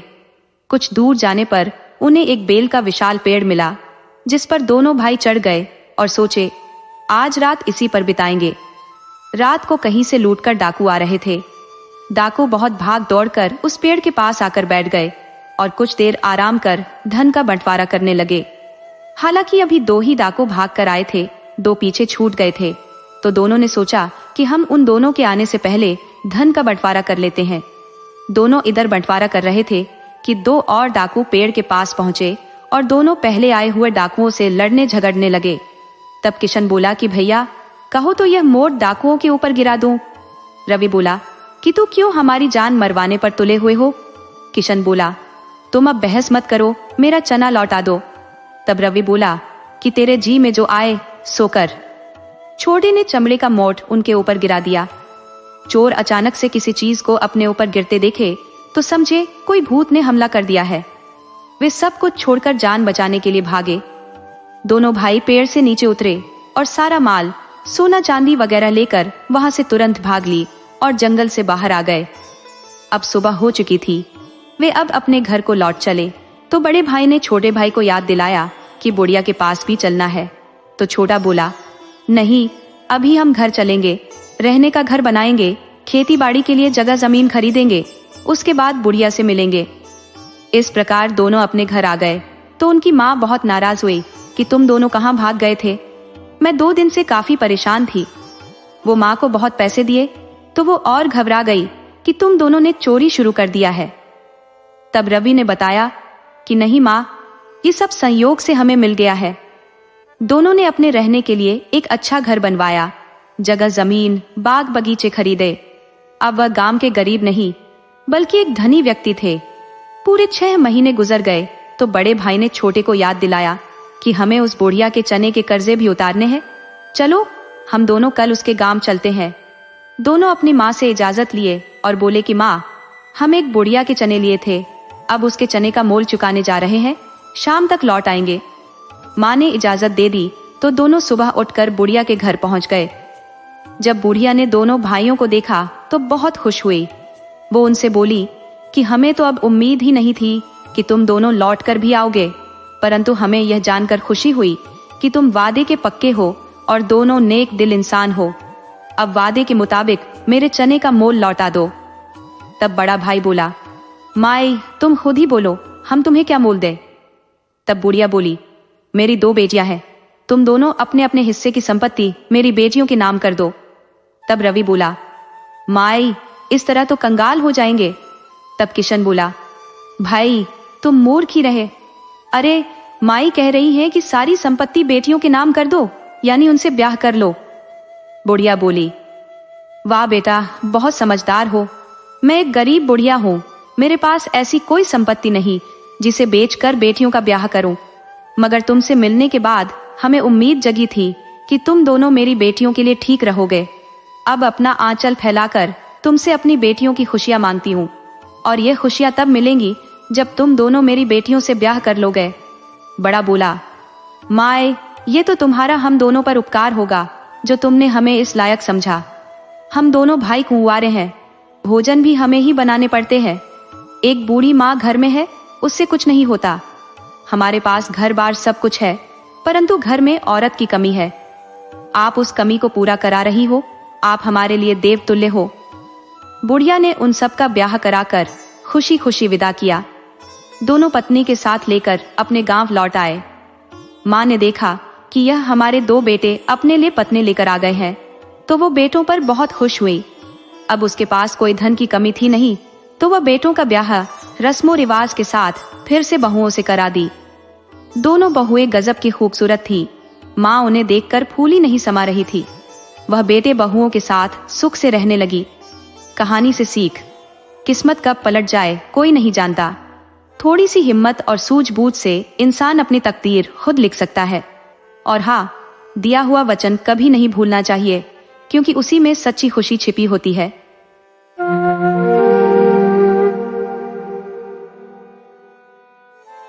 ये कहानी 2 हिस्सों में है। पहले हिस्से में हम देखेंगे कि कैसे एक शांत पति और एक समझदार साली ने मिलकर एक गुस्सैल पत्नी को एकदम बदल दिया। और दूसरे हिस्से में देखेंगे कि उन्हीं के बेटे ने जवानी में ऐसा कौन सा रास्ता पकड़ लिया कि उसकी जिंदगी ही पलट गई। इस कहानी में आपको सीखने को मिलेगा कि अच्छी सलाह सोने से भी महंगी होती है और गलत रास्ते की मंजिल हमेशा जेल ही होती है। तो कहानी को आखिर तक जरूर सुनिएगा। कहानी पसंद आए तो लाइक और शेयर करना बिल्कुल मत भूलना और कमेंट में राधे राधे जरूर लिखना। तो चलिए अब कहानी शुरू करते हैं। ये उन दिनों की बात है जब वक्त की घड़ी मानो थम सी जाया करती थी। श्यामपुर नाम का एक गांव था, जहां केशव नाम का एक भोला भाला किसान अपनी जिंदगी गुजारता था। उसके संग उसकी पत्नी भी उसी छत के नीचे रहती थी। किसान केशव तो एकदम सीधी सादी गाय था, बिल्कुल शांत स्वभाव का। तो वहीं उसकी घरवाली का मिजाज जरा तीखा था, जैसे कच्ची मिर्च हो। उसकी तो जुबान पर हर वक्त लड़ाई का शोला दहकता रहता, बस एक चिंगारी का इंतजार होता था। मगर केशव तो पत्थर की मूरत बना रहता, एकदम शांत। तो पत्नी भी कुछ देर शोर मचाकर पानी के बुलबुले की तरह खुद ही शांत हो जाती। पहले पहल तो पति के इस तरह मुंह न लगाने पर वह और भी जल भुन जाती थी। एक रोज उसकी बड़ी बहन उससे मिलने चली आई, तो बहन को अपनी धाक दिखाने के लिए वह बेचारी पति पर बिना वजह ही बरस पड़ी। वो चाहती थी कि बहन देखे कि कैसे वो अपने पति को अपनी मुट्ठी में रखती है। मेरे आगे तो वो चू तक नहीं करता। वह अपने पति पर शेरनी की तरह जोर जोर से दहाड़ने लगी, लेकिन केशव ने अपनी पत्नी को एक लफ्ज तक न कहा। वह मूर्ति की तरह शांत बैठा रहा। यह नजारा देखकर पत्नी की बहन का दिल कचोर उठा कि कैसे उसकी छोटी बहन एक संत जैसे जीजा पर पागल कुतिया की तरह भौंक रही है। इसे तो यही भी नहीं पता कि ये किस बात पर आसमान सिर पर उठाए हुए है। जब चीख चिल्लाकर छोटी बहन की सांस फूल गई और वो शांत हुई, तब बड़ी बहन ने कहा, अरे तू चुप क्यों हो गई? तुझे तो और गर्जना चाहिए था। तुझे तो अपने पति को डंडे से पीटना चाहिए था। वैसे बहन, तू सिर्फ चिल्ला तो रही थी, पर ये तो बता दे कि तेरे पति ने ऐसी कौन सी खता कर दी है। जरा आप तो बता कि तेरे पति ने कौन सा गुनाह कर दिया है। अपनी बड़ी बहन के मुंह से ऐसी बातें सुनकर तो वो हक्का बक्का रह गई। उसके मुंह पर ताला जड़ गया हो। वो तो अपनी बहन की नजरों में वाहवाही लूटने के लिए बेमतलब ही पति पर चीख रही थी, लेकिन यहाँ तो बहन ने ही सवालों की झड़ी लगा दी, तो वह बस उसका मुंह ताकने लगी। बड़ी बहन बोली, ये तो तुझे भी नहीं मालूम कि तू अपने पति पर क्यों आग बबूला हो रही थी। वो छोटी बहन से बोली, तू तो बहुत बड़ी नादान है। तुझे किसी पिछले जन्म के पुण्य से कोहिनूर का हीरा मिला है और तू उसे कोयला समझकर रोज पत्थर पर घिस रही है। तू तो अपनी किस्मत को खुद ही लात मार रही है। तेरा पति तो एक संत जैसे विचारों वाला इंसान है और तू रोज अपनी कड़वी जुबान के चाबुक से उसे घायल कर रही है। जिस दिन उसे तेरी बातों का असर होना बंद हो गया, उस दिन वो तुझे छोड़कर कहीं दूर चला जाएगा, कोई साधु सन्यासी बन जाएगा। अरे तू मुझे ही देख ले, मैं कभी अपने पति से ऊंची आवाज में बात करने की सोच भी नहीं सकती। वो तो मुझे पीटने लगता है। छोटी बहन, अच्छे इंसान की कदर साथ रहते हुए कहाँ होती है, लेकिन जब वो चला जाता है तब औरत जिंदगी भर आंसू बहाती है। काश पतियों को बदलने का कोई रिवाज होता तो मैं तुझे अपना पति दे जाती और इसे अपने साथ ले जाती, लेकिन अफसोस ऐसा हो नहीं सकता। मुझे तो इसी बात से खुशी हो रही है कि मेरी बहन का पति तो देवता है। तू तो इसकी पूजा किया कर। बड़ी बहन अपनी छोटी बहन को कई तरह से समझा बुझाकर चली गई। तब जाकर केशव की पत्नी की आंखों पर पड़ा पर्दा हटा और उसे समझ आया कि अब तक वो कितनी बड़ी ज्यादती कर रही थी। जब पति घर आया तो वो उस पर गर्जी नहीं, तो केशव को बड़ा अचंभा हुआ कि कहीं आज उसकी पत्नी की तबीयत तो खराब नहीं है, वरना वो तो बिना गर्जे रह ही नहीं सकती थी। उसने देखा कि आज पहली बार वो उसके लिए पानी का लौटा लेकर आ रही है। जब उसने पानी पी लिया तो वो उसके पैर धोने की जिद करने लगी। फिर बड़ी ही नरमी से वो बोली, आप मुझे माफ कर दीजिए, मुझसे रोज भूल हो रही थी, लेकिन आज मेरी बड़ी बहन ने मेरी आंखें खोल दी। मैं अब कान पकड़ती हूँ, आपको कभी कोई कड़वा बोल नहीं बोलूंगी। केशव अपनी साली का मन ही मन शुक्रगुजार हुआ कि धन्य है वो देवी जिसने मेरे सिर पर मंडराते संकट को टाल दिया। भगवान करे वो हर महीने में एक बार तो जरूर आती रहे, मेरा घर तो स्वर्ग बन जाएगा। केशव पिछले 5 साल से पत्नी के साथ रहते हुए भी अकेलापन झेल रहा था। उसने तो पिछले साल एक जोगी से विनती भी की थी कि आप मुझे अपना चेला बना लीजिए। तब उस जोगी ने कहा था, अभी तो मैं खुद ही चेला हूँ, लेकिन अगले साल से मैं तुम्हें अपना चेला बना सकता हूँ। मैं जब तेरे गांव आऊंगा तो तुम मेरे साथ निकल चलना। लेकिन उसकी बड़ी साली ने उसके जीवन के सूखे को हरियाली में बदल दिया था। अब तो पत्नी खुद बोली, आप अब घर के बाहर अकेले नहीं सो सकते, मुझे घर में अकेले बड़ा डर लगता है, आप साथ रहोगे तो मेरा डर भाग जाएगा। शेरनी अब भीगी बिल्ली बन चुकी थी। पति पत्नी अब खुशी खुशी रहने लगे थे। दोनों के बीच की दूरियों ने घर की सारी रौनक छीन ली थी। घर में अब तक बच्चों की किलकारी भी नहीं गूंजी थी, लेकिन जब पत्नी के विचार बदले, उसका दिल बदला, तो अब घर में खुशियां ही खुशियां थी। मगर उन खुशियों के बीच भी एक कांटा चुभ रहा था। केशव ने उस जोगी को वचन दिया था कि अगले साल जब आप आओगे तो मैं आपके साथ आपका चेला बनकर चलूंगा। केशव बड़ा ही सीधा इंसान था। उसे यही चिंता खाई जा रही थी कि अब वो उस जोगी को क्या जवाब देगा। पति के चेहरे पर चिंता की लकीरें पत्नी साफ देख रही थी, तो वो पूछ बैठी, आप बड़े परेशान लग रहे हैं, क्या बात है? तब केशव ने सारी बात कह सुनाई कि कैसे उसने एक जोगी से उसके साथ जाने को कहा था, तो वो उसे अगले साल साथ ले जाने को बोल गया था। अब वो दिन नजदीक आ रहा है। अगर वो जोगी मुझे लेने आ गया तो मैं उसे क्या मुंह दिखाऊंगा? मुझे कुछ सूझ नहीं रहा। पत्नी बोली, बस इतनी सी बात के लिए आप चिंता के सागर में डूबे हैं? अरे उससे तो मैं बात करूंगी। कोई भी सच्चा जोगी किसी शादीशुदा गृहस्थ को अपना चेला बनाकर साथ नहीं ले जाता। जोगी तो उस इंसान को समझाता है, उसे जोगी बनने की प्रेरणा नहीं देता। लेकिन हाँ, कुछ नकली जोगी भी होते हैं जो लोगों को लालच देकर अपने साथ ले जाते हैं और फिर उनसे भीख मंगवाते हैं। आप चिंता मत कीजिए, आपको कोई जबरदस्ती नहीं ले जाएगा। इस तरह फसल कटने के दिन आ गए और गांव में 2 जोगी पधारे। दोनों एक साथ नहीं आए थे, बल्कि अलग अलग आए थे। एक बूढ़ा जोगी था जो गा गा कर लोगों को ज्ञान की बातें सिखाता था, और दूसरा अधेड़ उम्र का था। उसे गाना वाना तो आता नहीं था, वो बस जोर जोर से चिल्लाकर भीख मांगता था। जब वो केशव के घर आया तो उसे देखकर केशव का तो खून ही सूख गया। ये वही जोगी था जो केशव को चेला बनाने का बोल गया था। वह बड़ी ही रिठाई से केशव से बोला, कल साथ चलने की तैयारी कर लेना, परसों सुबह मुंह अंधेरे ही हम यहाँ से निकल लेंगे। ये सुनकर पत्नी का तो माथा ठनक गया। मन में आया कि 2 लठ अभी इसके सिर पर जमा दूं, लेकिन वो खामोश रह गई। जब वो चला गया तो दूसरा यानी बूढ़ा जोगी आ गया। वो अलख जगाने लगा। स्त्री बोली, बाबा क्या आपके साथ कोई और जोगी भी आया है? वो मेरे पति को अपना चेला बनाकर ले जाना चाहता है। क्या आप लोग यही सब उल्टे काम करते हो? वृद्ध जोगी बोला, कौन साला आया था? तुमने उसे वहीं 2-4 रसीद क्यों नहीं कर दी?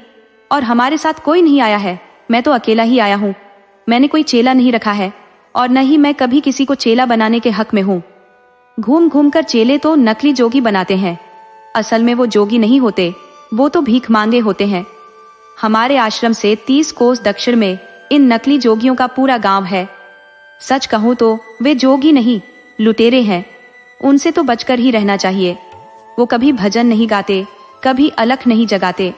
उनकी गिद्ध जैसी नजर तो बस अन्न और धन लूटने पर रहती है। वो किसी भी गांव में 1 दिन से ज्यादा नहीं जिकते, जबकि एक सच्चा जोगी 9 दिन तक अलख जगाता है। उसके बाद ही सभी घरों से भिक्षा लेकर लौटता है। स्त्री समझ गई कि अब उस भिखमंगे के साथ क्या सुलूक करना है। वो पति से बोली, आज आप कहीं काम पर नहीं जाएंगे, जहां भी जाना होगा मैं आपके साथ चलूंगी। क्या पता वो भीखमंगा कोई जादू टोना जानता हो और जादू से आपका दिमाग ही घुमा दे और आप उसके साथ चल दे। मैं साथ रहूंगी तो उस भिखमंगे की खोपड़ी तोड़ दूंगी। केशव भी अपनी पत्नी के पल्लू से ही बंधा रहना चाहता था, क्योंकि उस नकली जोगी को मुंह तोड़ जवाब सिर्फ उसकी पत्नी ही दे सकती थी। दूसरे दिन वो जोगी फिर केशव के पास आ धमका। केशव दरवाजे पर ही खड़ा था तो जोगी बोला, तुमने सारी तैयारी कर ली है ना? मैं बस 1 घंटे में गांव का चक्कर लगा कर आता हूँ, फिर तुम्हें साथ ले चलता हूँ। केशव बोला, जोगी बाबा, मैं अब आपके साथ नहीं जा सकता। मैंने अपना इरादा बदल दिया है। मैं अपनी गृहस्थी में ही भला हूँ। जोगी बोला, नहीं, तुम अब ऐसा नहीं कर सकते। तुमने मुझे वचन दिया है। केशव बोला, मैंने कोई संकल्प लेकर आपको वचन नहीं दिया था। मैंने तो बस अपनी एक इच्छा जताई थी। अब मेरा मन नहीं है, मैं आपके साथ नहीं जा सकता।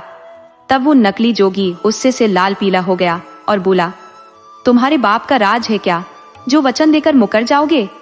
स्त्री बड़ी देर से चुप खड़ी ये तमाशा देख रही थी, मगर अब उसके सब्र का बांध टूट गया। वो बोली, नहीं, तुम्हारे बाप का राज है, जो किसी को भी बहला फुसला कर अपने साथ ले जाओगे और फिर उससे भीख मंगवाओगे। नकली जोगी बोला, 2 मर्दों की बात के बीच में औरत को नहीं पड़ना चाहिए, वरना अंजाम बहुत बुरा होता है। स्त्री बोली, अरे ससुर, तू पति पत्नी के बीच में घुसने की कोशिश कर रहा है। तेरा अंजाम इतना बुरा होगा कि जिंदगी भर याद रखेगा। नकली जोगी केशव से बोला, तुम इस चुड़ैल को छोड़कर अभी मेरे साथ चलो, नहीं तो ऐसा भयंकर श्राप दूंगा कि तबाह हो जाओगे। केशव की पत्नी अपने लिए चुड़ैल शब्द सुनकर तिलमिला उठी और एक लठ उठाकर ऐसा घुमाकर मारा कि नकली जोगी चारों खाने चित्त होकर मरे हुए मेंढक की तरफ फैल गया। केशव घबराकर बोला, ये क्या कर दिया? तुमने बिना सोचे समझे जोगी को मार डाला। अरे, इतना जोर से थोड़ी मारना था।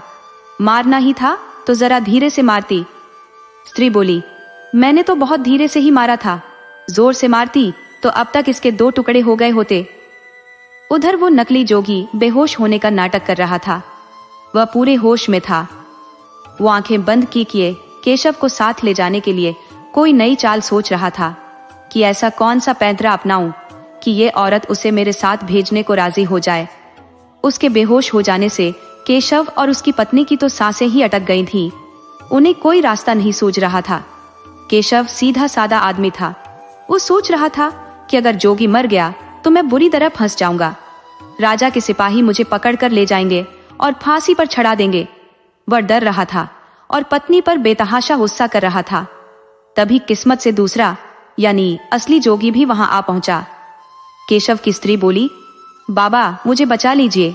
ये जोगी मेरे पति को अपने साथ ले जाना चाहता था। मैंने मना किया तो लड़ने झगड़ने लगा, तो मैंने धीरे से एक मार दी। अब ये बेहोश होकर गिर पड़ा है, लगता है अब मर जाएगा। तब वो बूढ़ा जोगी बोला, इसमें घबराने वाली कोई बात नहीं है। अरे, जीव जंतुओं का तो मरना जीना लगा ही रहता है। इसे एक झूठ की बोरी में बंद करो, उस बोरी का मुंह कसकर बांध दो। फिर भी तुम्हें लगे कि ये ठीक से नहीं मरा है तो 5-10 लाठी उस बोरी पर और मारना। जब तसल्ली हो जाए कि मर चुका है तो जंगल में बहुत से कुएं या तालाब होंगे, वहां ले जाकर फेंक दो। इस काम के लिए कोई पढ़ाई लिखाई की जरूरत नहीं है। इसे अभी के अभी कर डालो। नकली जोगी जो बेहोशी का ढोंग किए पड़ा था, वो मन ही मन सोचा, बाप रे, ये बूढ़ू ससुर तो मुझे जिंदा ही मरवा देगा। बड़ा खतरनाक आदमी है। लगता है ये जान गया है कि मैं नकली जोगी हूँ, इसीलिए मुझे जान से मरवा देना चाहता है। उधर केशव की पत्नी घर में झूठ का बोरा लेने चली गई और बोरा लेकर आ भी गई। नकली जोगी ने खुद को फंसता देखा तो उठकर ऐसा भागा कि केशव की स्त्री ने दोबारा उसके ऊपर डंडा फेंका, लेकिन इस बार वो बच गया और वो इतनी तेजी से भागा कि 2 पल में ही आंखों से ओझल हो गया। तब बूढ़े जोगी ने बताया, मैं जानता था कि ये नाटक कर रहा है, इसीलिए मैंने इसे बोरे में बंद करने की बात कही थी, वरना भला कोई किसी को बोरे में बंद करता है। मैं इससे पिछले साल एक गांव में मिला था। वहां यह मौनी बाबा बना हुआ था, तो इसे देखकर ही मैं समझ गया था कि ये ढोंग कर रहा है, तो मैं इसके पीछे लग गया। लोग तो होते ही हैं भोले भाले, तो इसे चमत्कारी बाबा मान बैठे थे। घर में बूढ़े माँ बाप को रोटी मिले न मिले, पर इस ढोंगी पर खूब चढ़ावा चढ़ रहा था। जैसे बरसात होने पर कुकुरमुत्ते उग आते हैं, वैसे ही ढोंगियों को देखकर चमचे पैदा हो जाते हैं। तो इसके भी 2 ढोंगी चमचे बन गए थे। वही चमचे इसकी खूब झूठी तारीफें कर रहे थे कि बाबा तो बड़े चमत्कारी हैं, 12 वर्ष से मौन व्रत धारण किए हुए हैं। इनके आशीर्वाद से तो कुछ भी हो सकता है। गरीब अमीर बन सकते हैं तो बांझ को भी संतान मिल सकती है। इसीलिए इन पर खूब चढ़ावा चढ़ाओ ताकि ये खुश हों और सबको आशीर्वाद दे, वरना अगर ये नाराज हो गए तो सब कुछ तहस नहस भी कर सकते हैं। तो भोले भाले गांव वाले उन चमचों की बातों में आकर खूब चढ़ावा चढ़ा रहे थे और मौनी भगवान के जयकारे लगा रहे थे। हम जैसे साधारण जोगी की तो उस गांव में कोई पूछ ही नहीं थी। कई लोगों ने तो मुझे सलाह भी दे डाली कि ये सारंगी वगैरह फेंको और मौनी भगवान का चेला बन जाओ। मुझे लोगों का ये सुझाव सुनकर बड़ा दुख हुआ। वैसे भी मुझे पता था कि नाम कमाने के चक्कर में कुछ ढोंगी भी लगे रहते हैं। सिर्फ सन्यासी ही मशहूर नहीं होता, डाकू भी मशहूर हो जाता है। तो मैं इस ढोंगी के पीछे लग गया। मैं उसका राज जानने के लिए उसके कमरे के पीछे छिप गया। वहां मैंने देखा कि दीवार में एक सुराख है जिसमें से कमरे के अंदर की हलचल साफ देखी जा सकती है। तो मैं देखने लगा। वो फलाहार करने वाले मौनी भगवान तो मलाई चाट रहे थे। वो अपने चम्मचों से और ज्यादा धन कमाने पर सलाह मशवरा कर रहे थे। मैं उसी वक्त गांव के मुखिया के पास गया और उसका हाथ पकड़कर अपने साथ ले आया। अब कमरे का नजारा बदल चुका था। वहां तो सुरा सुंदरी का इंतजाम हो गया था। मैं तो जोगी था, इसलिए आगे कुछ नहीं देख सका, मगर मुखिया ने सब कुछ देख लिया। वो मौनी भगवान का असली चेहरा जान चुका था। उसने पहले कमरे का दरवाजा बाहर से बंद कर दिया, फिर अपने लोगों को बुलाया। उसके बाद तो मौनी भगवान चीख चीख कर अपनी जान बचाने की दुहाई दे रहे थे और गांव वाले मार मार कर उसका कचूमर निकाल रहे थे। किसी तरह वो पाखंडी वहां से अपनी जान बचाकर भाग पाया था। उसके बाद वो मुझे कहीं नहीं दिखा, लेकिन कल मेरा सामना उस ढोंगी से हो गया। तभी मैंने उसे सबक सिखाने की ठान ली थी, लेकिन तुम दोनों ने तो उसे खुद ही सबक सिखा दिया। अब वो इस गांव में कभी नजर नहीं आएगा। इस तरह वो भले जोगी अपने समय के अनुसार चले गए, लेकिन उस ढोंगी की चर्चा गली गली होती रही। कुछ समय बीता तो केशव के घर एक बेटे का जन्म हुआ। दोनों बहुत खुश हुए। शादी के 5 साल बाद जाकर दोनों में सच्चा तालमेल बैठा था। दोनों अपने बेटे का ख्याल रखने लगे और अपने काम धंधे में लगे रहे। केशव तो सीधा था, इसलिए बेटे को चतुर बनाने की जिम्मेदारी पत्नी पर थी। वो चाहती थी कि हमारा बेटा पढ़ लिख कर बड़ा आदमी बने, लेकिन पुराने समय में गांव में पढ़ने लिखने का ऐसा माहौल कहाँ था। शिक्षा तो आम आदमी की पहुंच से कोसों दूर थी। तो माँ उसे घर गृहस्थी संभालने की बातें सिखाती, खेती बाड़ी की जानकारी देती, पशुओं की देखभाल करना सिखाती और उनसे दूध निकालने की तरकीब बताती। लेकिन 10 साल के बेटे के पल्ले कुछ नहीं पड़ता था। केशव ने उसका नाम भोला रख दिया था। भोला दिन भर गांव में आवारागर्दी करता फिरता, बच्चों के साथ गुल्ली डंडा खेलता रहता। एक दिन माँ से बोला, माँ, हमारे गांव के सब लड़के मेला देखने जा रहे हैं, तुम कहो तो मैं भी मेला घूम आऊं? माँ बोली, नहीं, तुम अकेले मेले में नहीं जाओगे। तुम कहीं खो गए तो मैं क्या करूंगी? भोला बोला, माँ, गांव के बहुत सारे लड़के जा रहे हैं, मैं कोई अकेला थोड़ी जा रहा हूँ। अगर वो नहीं खो सकते तो मैं कैसे खो जाऊंगा? मैं मेला घूमकर उन लड़कों के साथ ही वापस आ जाऊंगा। मैं तुम्हारे लिए मिठाई भी लाऊंगा। माँ बोली, जब तुम मानेगा ही नहीं तो जा, लेकिन अपना ख्याल रखना। भोला माँ की इजाजत पाकर खुशी से फूला नहीं समाया। माँ ने उसे कुछ पैसे दिए और बोली, तुम अपने लिए जो मन करे वो खरीद कर खा लेना। उसके बाद अगर पैसे बचे तो हमारे लिए एक हुक्की लेते आना। सभी के घरों में हुक्की है, औरतें मुझे दिखा दिखा कर पीती हैं और मैं बस देखती रह जाती हूँ। मैं कभी बाजार जाती नहीं, वरना मैं किसी से कम थोड़ी हूँ। मैं भी हुक्की पीकर सबको दिखाऊंगी। भोला अपने दोस्तों के साथ मेला चला गया। वो इससे पहले कभी मेले में नहीं गया था। उसके पिता केशव जरूर मेला जाते थे, लेकिन माँ उसे कभी साथ नहीं भेजती थी। उसे अपने पति पर भरोसा ही नहीं था कि कहीं वो बेटे को मेले में अकेला न छोड़ दे। तो भोला चाहकर भी कभी मेला नहीं जा पाया था। लेकिन आज माँ की आज्ञा मिल जाने पर वो बड़े उत्साह से मेला चला गया। वो मेला देखकर दंग रह गया। रंग बिरंगी मिठाइयों की दुकानें सजी थी तो खिलौनों की भी भरमार थी। कई रोजमर्रा के इस्तेमाल की चीजें भी बिक रही थी तो कहीं मदारी अपना तमाशा दिखा रहा था, कहीं लड़के लड़कियां झूला झूल रहे थे। मेले की भीड़ तो ऐसी थी जैसे समंदर उमड़ आया हो। भोला बड़े ध्यान से मेले में घूम रहा था। तभी उसकी नजर अपनी ही उम्र की एक लड़की पर पड़ी जो मेले में अकेले घूम रही थी। वो 10 साल से ज्यादा की नहीं होगी। वो बला की खूबसूरत थी। भोला उसे देखकर उसके पीछे लग गया कि ये लड़की अकेले घूम रही है और मैं हूं कि मेले में खो जाने के डर से मरा जा रहा हूं। वो लड़की के पीछे पीछे हो लिया तो जो देखा उससे उसकी आंखें फटी की फटी रह गई। वो जानबूझकर भीड़ वाली जगहों से निकल रही थी और बड़ी सफाई से लोगों की जेबें काट रही थी। भोला यह देखकर हैरान था कि ये तो खुलेआम हाथ साफ कर रही है और किसी को कानों कान खबर तक नहीं हो रही। लड़की एक जगह टिक नहीं रही थी। वो आगे बढ़ती जा रही थी और भोले भाले लोगों की जेबें खाली करती जा रही थी। थोड़ी ही देर में वो भोला की आंखों से ओझल हो गई। भोला लौटकर फिर उसी जगह आया जहां उसके दोस्त थे। वहां जब पहुंचा तो देखा कि कई लोग हैरान परेशान खड़े थे। उनके शरीर पर कुर्ता तो सलामत था मगर जेबें गायब थी। भोला को उस लड़की का ये तरीका बड़ा पसंद आया। कभी कभी किसी को बुरा काम भी बड़ा अच्छा लग जाता है। तो भोला को उस लड़की की जेब कतरी भा गई।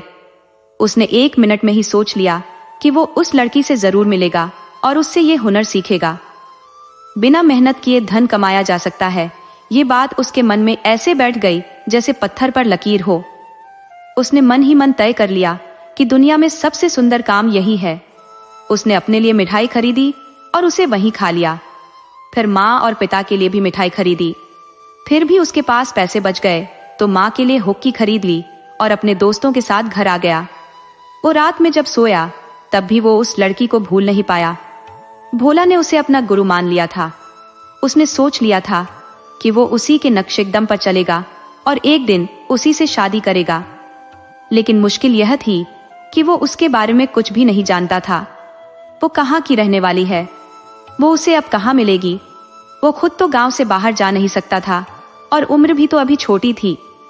उधर माँ अपने बेटे पर बड़ी खुश थी कि वो अब जिम्मेदारी समझने लगा है। मेरे लिए हुक्की ले आया है। वह पति से बोली, जितनी मेरी जिम्मेदारी थी मैंने उतनी पूरी कर दी है। अब आप बेटे को खेती का काम सिखाइए। तो केशव उसे अपने साथ खेत पर ले जाने लगा। उसके खेत के पास एक बरसाती नाला बहता था।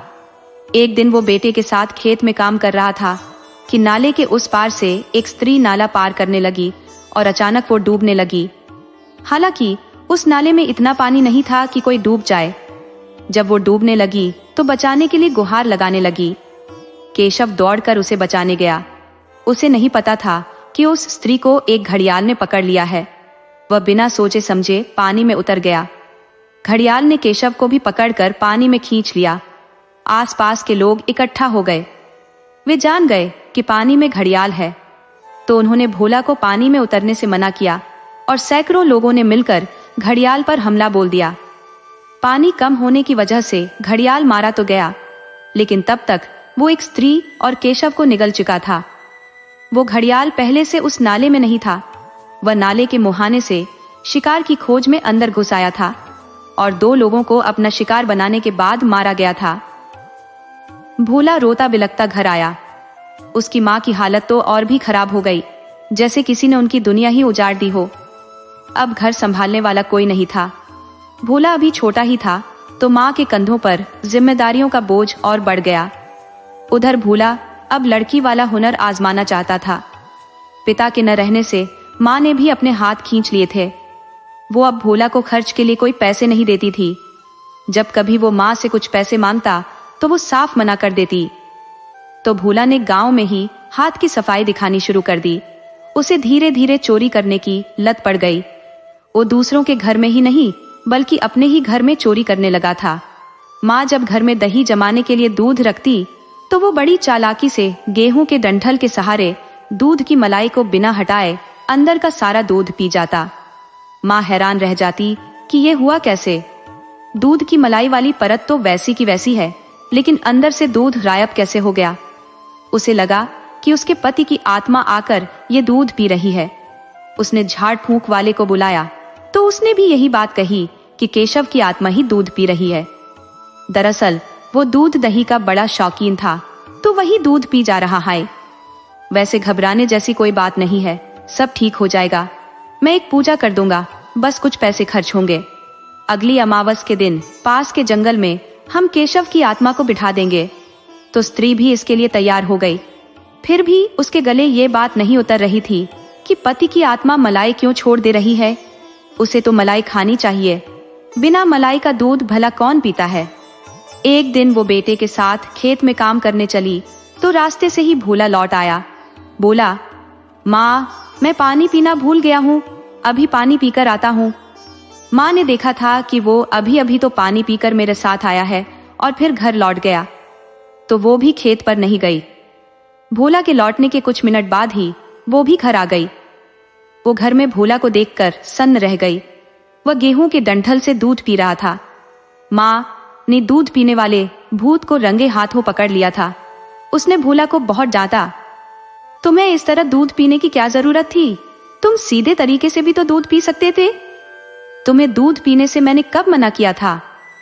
उसने उस ओझा को भी खरी खोटी सुनाई जो केशव की आत्मा को जंगल में बिठाने की बात कर गया था। इस तरह भोला की आदतें बिगड़ने लगी थी। वो पड़ोस के घरों में भी हाथ साफ करने लगा था। पहले खाने पीने की चीजें चुराई। देखा कि कोई ज्यादा विरोध नहीं हो रहा तो रुपए पैसे पर भी हाथ साफ कर दिया। एक पड़ोसी के घर पैसे चुराते हुए वो पकड़ भी लिया गया था तो पड़ोसी ने उसकी खूब धुनाई की। आए दिन वो किसी न किसी के घर पिट जाता था। जैसे जैसे वो बड़ा हो रहा था उसे चोरी की आदत नशे की तरह लग गई थी। पिट जाना तो उसके लिए एक खेल बन गया था। माँ उसे समझा समझाकर हार चुकी थी। बेटे की चिंता में वो रोज अंदर ही अंदर घुली जा रही थी, लेकिन बेटे की आदतें दिन ब दिन और बिगड़ रही थी। देखते ही देखते उसकी माँ भी चल बसी। भोला अब अकेला रह गया। गांव के लोग अब उससे बहुत सावधान रहने लगे थे। एक दिन किसी चोर ने गांव में एक भैंस चुरा ली तो गांव वालों ने समझा कि ये काम भोला का ही होगा, तो भोला की खूब पिटाई कर दी। भोला अब दूसरों की गलतियों के लिए भी पिटने लगा था। उसने सोच लिया कि अब वो चोरी नहीं करेगा, वरना ये आदत एक दिन मेरी जान पर ही भारी पड़ जाएगी। उसने अपना धंधा बदल लिया और ठगी करना शुरू कर दिया। ठगी करने में उसे कोई खास खतरा नहीं था। वो इतनी सफाई से ठगी करता कि जब तक सामने वाला कुछ समझ पाता तब तक तो वो वहां से हाथ साफ करके कोसों दूर निकल गया होता। भोला अब घूम घूम कर ठगी करता। वो अब 20 साल का हो चला था, लेकिन वो लड़की उसे आज तक नहीं मिली थी जिसे वो अपना गुरु मानकर चोरी की दुनिया में उतरा था। एक बार वो चंदनपुर नगर में ठगी के इरादे से गया था कि अचानक उसे वही लड़की मिल गई। उसे देखकर वो खुशी से झूम उठा। उसने उससे बताया, मैंने आपको देखकर ही ठगी के बहुत से दांव पेच सीखे हैं। मैंने तो आपको अपना आदर्श बना लिया है। मैं अब आपके साथ रहकर काम करना चाहता हूँ। ये बात सुनकर वो लड़की तो आग बबूला हो उठी। तुमने मुझे ठगिनी कैसे समझ लिया? कौन हो तुम? तुम्हारी हिम्मत कैसे हुई मेरे सामने ये सब बकने की? भोला बोला, ज्यादा चतुर बनने की कोशिश मत करो। अपनी बिरादरी को हर कोई पहचान लेता है। नशेड़ी नशेड़ी को पहचान लेता है। चोर चोर मौसेरे भाई बन जाते हैं और एक ठग एक ठगिनी को पहचान ही लेता है। तुम मुझे पहली बार मेले में मिली थी जब तुम लोगों की जेबें काट रही थी, और उसके 10 साल बाद आज मिली हो। मैंने अपनी जिंदगी का एक फैसला भी लिया है कि शादी करूंगा तो तुमसे ही, वरना जिंदगी भर कुंवारा रहूंगा। वो लड़की समझ गई कि ये तो कोई शातिर ठग है जो मेरी नस नस से वाकिफ है। इसके साथ मिलकर काम करूं तो मेरा भी भला होगा। उसे पता चला था कि नगर का मशहूर सेठ हीरालाल एक मणिमाला लेकर राज दरबार जाने वाला है। वो मणिमाला खास तौर पर राजकुमारी पद्मा के लिए बनाई गई है, जिसकी कीमत 1 लाख स्वर्ण मुद्रा के बराबर है। तो उसके मन में लालच का कीड़ा कुलबुलाने लगा था। वो किसी भी तरह उस मणिमाला को हासिल करना चाहती थी। तो उसे लगा कि यह आदमी मेरे काम आ सकता है। वो बोली, तुमने मुझे पहचान लिया। ये तुम्हारी मेरे ऊपर पहली जीत है। तुम मेरे दोस्त बन सकते हो, लेकिन अगर मुझसे शादी करना चाहते हो तो तुम्हें मेरे लिए एक काम करना होगा। राजा की राजकुमारी पद्मा के लिए नगर का मशहूर सेठ हीरालाल एक मणिमाला लेकर जाएगा। अगर तुम मेरे लिए वो राजकुमारी की मणिमाला ठग कर ला दोगे तो मैं जिंदगी भर तुम्हारी गुलाम बनकर रह जाऊंगी। चाहे पत्नी बनाकर रखना या नौकरानी, ये तुम्हारी मर्जी होगी। भोला बोला, मुझे तुम्हारी शर्त मंजूर है। तुम अपना पता बता दो या घर दिखा दो। उसके बाद मैं तुमसे तभी मिलूंगा जब मणिमाला लेकर आऊंगा, वरना ये नगर छोड़कर दूसरे नगर में चला जाऊंगा। जीते जी तुम्हारे सामने कभी नहीं आऊंगा। उस स्त्री का नाम चंपा था। वो बोली, मुझे तुम्हारी शर्त मंजूर है, तुम मुझे इसी जगह पर मिलना। ये सामने वाला घर फिलहाल मेरा है। जब तुम मुझे जीत लेना तो जहाँ रखोगे मैं तुम्हारे साथ रह लूंगी। भोला वहां से पहले हीरालाल सेठ का पता लगाने चल दिया। इससे पहले वो इस नगर में कभी आया भी नहीं था, तो उसे थोड़ी परेशानी जरूर हुई, लेकिन वो ठग था। उसके लिए सेठ का पता लगाना कोई पहाड़ तोड़ने जैसा काम नहीं था। उसने सेठ का पूरा कच्चा चिट्ठा निकाल लिया कि उसकी दुकान कहाँ है, वो गहने कहाँ बनाता है, कितने नौकर चाकर है और वो कब राज दरबार जाता है। परंतु सेठ हीरालाल भी कोई कच्चा खिलाड़ी नहीं था। उसने मणिमाला के बारे में किसी को कानों कान खबर तक नहीं लगने दी थी। अपने नौकर चाकर या पत्नी तक को नहीं बताया कि वो मणिमाला किस दिन लेकर राज दरबार जाएगा और वो मणिमाला इस वक्त है कहाँ। किसी को कुछ पता नहीं था। सेठ हीरालाल सुबह सवेरे राज दरबार के लिए निकला। संयोग से राज दरबार की तरफ से भोला आ रहा था। सेठ एक पेड़ के पास रुककर सुस्ताने लगा। उस समय गर्मी के दिन थे और धूप तेज थी, तो भोला भी वहीं आराम करने लगा। दैव योग से दोनों ने एक ही तरह के और एक ही रंग के जूते पहन रखे थे। गर्मी के कारण सेठ हीरालाल ने अपने जूते उतार दिए थे, तो भोला ने भी अपने जूते उतार लिए थे। भोला पहचान गया था कि ये सेठ हीरालाल ही है, लेकिन अपने साथ इसने कुछ लिया नहीं है। फिर भी यकीनन ये राज दरबार ही जा रहा है। उसके मन में शैतानी सूझी कि साले का जूता बदल लेता हूँ, शायद इसका जूता मेरी किस्मत बदल दे और मेरा जूता इसके जीवन में कंगाले ले आए। भोला ने बड़ी सफाई से सेठ से अपने जूते बदल लिए और उन्हें पहनकर चलता बना। उधर सेठ भी जूते पहनकर राज दरबार की तरफ चल दिया। भोला का शक सच में बदलने वाला था, क्योंकि सेठ का एक जूता उसे थोड़ा वजनी महसूस हो रहा था। भोला पहले उल्टी दिशा में चलते हुए एक झाड़ी के पास गया। जूते के अंदर की जीभ हटाकर देखा तो उसकी आंखें चौंधिया गई। वो भागता हुआ चंपा के पास गया और वो मणिमाला उसे दे दी। चंपा बोली, अब इसे हाथ पर मत रखो, सीधे अपने हाथों से मेरे गले में पहना दो। वादे के मुताबिक तुम मुझे जीत चुके हो। भोला बोला, पत्नी जीती नहीं जाती, वो तो पति का जीवन होती है। तुम आज से मेरी जीवन संगिनी हुई। तब चंपा यह सुनकर उदास हो गई। वो बोली, मैंने भी एक प्रतिज्ञा की थी कि विवाह होते ही मैं ये बुरा धंधा छोड़ दूंगी। भोला बोला, ये तो बहुत अच्छी बात है। मेरे रहते हुए तुम्हें कुछ भी करने की क्या जरूरत है? तुम घर के अंदर रहना, बाहर का सब मैं संभाल लूंगा। उधर सेठ जब राजमहल गया और अपना जूता देखने लगा तो उसमें तो मणिमाला थी ही नहीं। उसने राजा से बताया कि वो जूते में छिपाकर मणिमाला ला रहा था, परंतु किसी ने धोखे से उसके जूते बदल लिए हैं। राजा ने सुना कि हमारी राजकुमारी पद्मा की मणिमाला ये सेठ व ससुरा जूते में रख कर ला रहा था, तो वो गुस्से से आग बबूला हो गया। अरे, तुम्हारी हिम्मत कैसे हुई राजकुमारी की मणिमाला को अपने जूते में रखने की? तुमने हमारी प्यारी राजकुमारी पद्मा का अपमान किया है। तुम्हारे पैरों से रौंदी गई मणिमाला हमारी राजकुमारी कैसे पहनेगी? तुम्हें कोई खतरा था तो हमसे कहते, हमारा मंत्री जाता और मणिमाला लाता, सैनिक जाते और मणिमाला लाते, लेकिन तुमने जानबूझकर राजकुमारी का अपमान करने के लिए ही ऐसा किया है। राजा क्रोध से लाल था। उसने सेठ को धक्के देकर राज दरबार से निकलवा दिया और हुक्म दिया, उससे कहो कि कल तक नगर छोड़ दे, वरना दोबारा दिख गया तो बीच चौराहे पर इसे फांसी पर लटका दो। सेठ को अकारण ही अपनी मूर्खता की वजह से अपना नगर छोड़ना पड़ा था। वहीं वो ठग और ठगिनी अपने विवाह का आनंद ले रहे थे।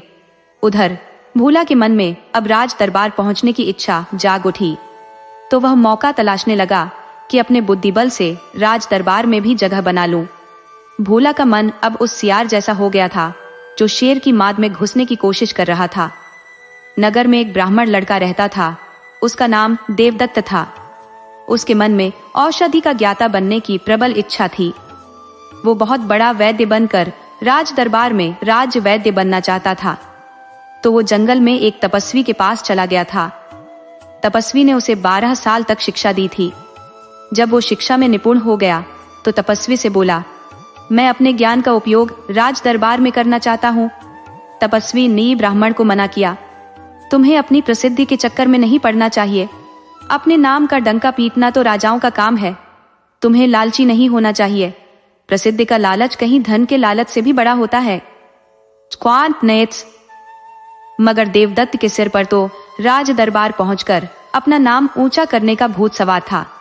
वो राजा को बताना चाहता था कि मुझसे बड़ा कोई वैद्य नहीं है, औषधि का ज्ञाता नहीं है। तपस्विनी जब देवदत्त के जुनून को देखा तो मना नहीं कर सके। देवदत्त ने औषधि की जानकारी पर एक सुंदर पुस्तक भी लिख रखी थी।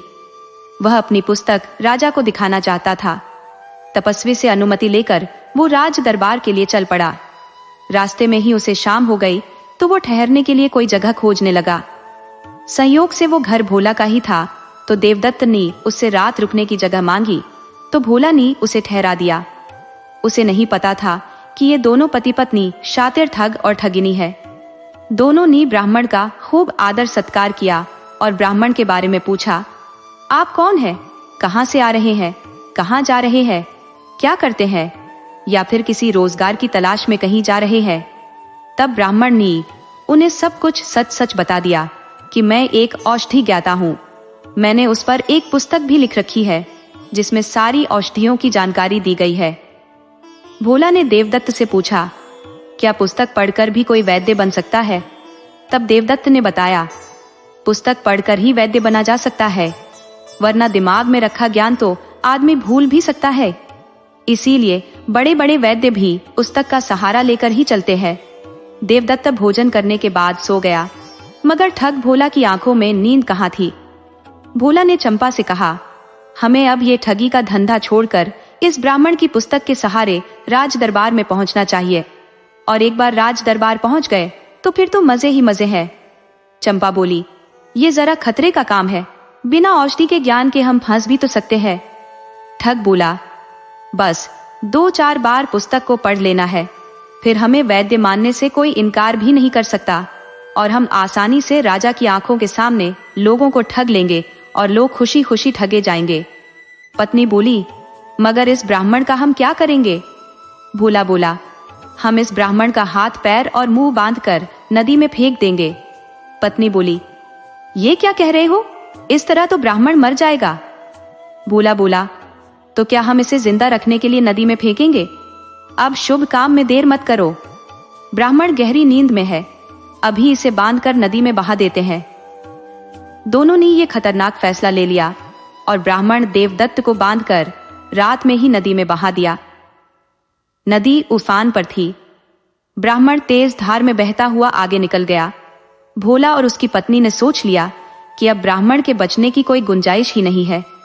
वे इत्मीनान से घर आ गए, ब्राह्मण की पुस्तक ली और फिर राज दरबार के लिए चल दिए। दोनों शातिर ठग ठगिनी तो थे, लेकिन ताज्जुब की बात यह थी कि दोनों में से कोई पढ़ा लिखा नहीं था। पत्नी समझ रही थी कि पति पढ़ा लिखा होगा और पति सोच रहा था कि पत्नी पढ़ी लिखी होगी। दोनों राजा के पास आकर बोले, हम पति पत्नी वैद्य हैं और राज दरबार में अपनी सेवा देना चाहते हैं। राजा को एक वैद्य की तुरंत जरूरत भी थी, क्योंकि एक गांव में भयंकर बीमारी फैली हुई थी। उस गांव में वैद्य को तुरंत भेजना था, परंतु राजा के पास कोई अच्छा वैद्य नहीं था। राजा ने जब देखा कि 2 पति पत्नी खुद वैद्य बनकर आ गए हैं, तो तुरंत दोनों को उस गांव में भेज दिया। उधर ब्राह्मण पानी में बहता हुआ जा रहा था। कहते हैं, जाको राखे साइया, मार सके न कोई। तो ब्राह्मण बहता हुआ चला जा रहा था। पानी की एक लहर ने उसे किनारे लगा दिया। एक बूढ़ा आदमी नदी के किनारे स्नान कर रहा था। उसने हाथ पांव बंधे हुए एक जिंदा आदमी को देखा तो ब्राह्मण को किनारे खींच लाया। उस आदमी ने ब्राह्मण से पूछा, आखिर किस गुनाह के चलते आपका हाथ पैर बांधकर नदी में बहाया गया है? तब ब्राह्मण ने बताया, इस जन्म में तो मैंने कोई अपराध नहीं किया और पिछले जन्म का मुझे ख्याल नहीं। आपने हमें बचाकर बहुत बड़ा उपकार किया है, बदले में मैं आपकी क्या मदद कर सकता हूँ? मैं एक औषधि ज्ञाता हूँ, शायद आपके कोई काम आ सकूं। तब उस आदमी ने बताया, मेरी बहू के बच्चे जन्म लेने के कुछ दिन बाद ही मर जाते हैं। आपके पास यदि कोई औषधि हो तो उसे देने की कृपा करें। ब्राह्मण ने उन्हें जंगल से लाकर औषधि दे दी और बताया कि इसके नियमित सेवन से बहू के बच्चे अब कभी नहीं मरेंगे। ब्राह्मण को वहां से जल्दी राज दरबार पहुंचना था, क्योंकि उसे अंदाजा था कि वो धूर्त पति पत्नी उसकी पुस्तक का गलत इस्तेमाल कर रहे होंगे। ब्राह्मण को ये नहीं पता था कि दोनों अनपढ़ है। ब्राह्मण राज दरबार पहुंचा और राजा से अपना सारा हाल कह सुनाया। तो राजा बोला, कुछ शक तो हमें भी हो रहा है, क्योंकि उस गांव के मरीज ठीक होने के बजाय और भी गंभीर बीमारी से घिर रहे हैं। परंतु हम तुम पर भी आंख मूंद कर भरोसा नहीं कर सकते। हम तुम्हारी बातों पर यकीन नहीं कर सकते। अगर तुम सचमुच औषधि ज्ञाता हो तो 3 दिन में उस गांव के लोगों का इलाज करके उन्हें ठीक कर दो। उसके बाद ही हम मानेंगे कि तुम सच बोल रहे हो और वो दोनों पति पत्नी झूठे हैं और उन्होंने तुम्हारी पुस्तक चोरी की है और तुम्हें नदी में बहाया है। नान ब्राह्मण बोला, महाराज, जल्द हमें उस गांव का पता बताया जाए जहां के लोग बीमार हैं। वहां के लोग सिर्फ 1 दिन में ही बिल्कुल स्वस्थ हो जाएंगे। राजा को पहले ही उन पति पत्नी पर कुछ शक हो रहा था, सो उसने बड़ी चालाकी से दोनों को राज दरबार बुलवा लिया। बीच में कहीं भी उनकी ब्राह्मण से मुलाकात नहीं हुई। ब्राह्मण के इलाज से सचमुच वहां के लोग 24 घंटे के अंदर ठीक हो गए थे। गुप्तचरों ने राजा को सारी जानकारी दी तो राजा ने ब्राह्मण को राज दरबार बुलवाया। राज दरबार में जब ब्राह्मण आया तो वो ठग पति पत्नी राज दरबार में ही थे। ब्राह्मण को देखते ही उनके चेहरे की हवाइयां उड़ने लगी, जैसे उन्होंने कोई भूत देख लिया हो। राजा उनके चेहरे के हाव भाव को बड़ी बारीकी से देख रहा था। राजा ने दोनों पति पत्नी से पूछा, तुम दोनों ने औषधि की जानकारी किस गुरु से सीखी है? सच सच बताना, हम खुद चलकर तुम्हारे गुरु से मिलेंगे। अगर बात झूठी निकली तो फांसी के फंदे से तुम्हें कोई नहीं बचा पाएगा। दोनों ठग ठगिनी राजा की बातों के जाल में फंस चुके थे। दोनों ने अपना गुनाह कबूल कर लिया। उन्होंने बताया कि दोनों ही अनपढ़ है। गांव के लोगों को पुस्तक से पढ़कर नहीं बल्कि अंदाजे से ही घास फूस खाने को दिया है। राजा को समझ में आ गया कि लोग और बीमार क्यों पड़ रहे थे। राजा ने दोनों को आजीवन कारावास की सजा सुना दी और ब्राह्मण को राज दरबार में राज वैद्य की पदवी प्रदान कर दी। ब्राह्मण राज दरबार में राज वैद्य बन गया। ये कहानी हमें सिखाती है कि दूसरों को धोखा देकर या किसी की मेहनत चुराकर पाई गई खुशी और सफलता रेत के महल की तरह होती है, जो सच की एक ही लहर में ढह जाती है। सच्ची इज्जत सिर्फ हुनर और नेकी से ही मिलती है।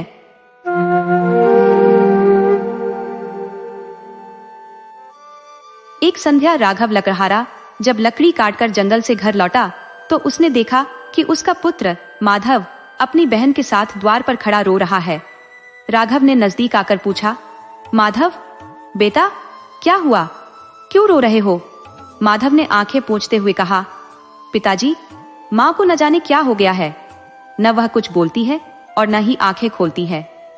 चलो भीतर चलकर माँ की हालत देखिए। राघव के कदम तुरंत भीतर की ओर बढ़े। कमरे में प्रवेश करते ही उसने देखा कि कृष्णा की नब्ज थमी हुई है।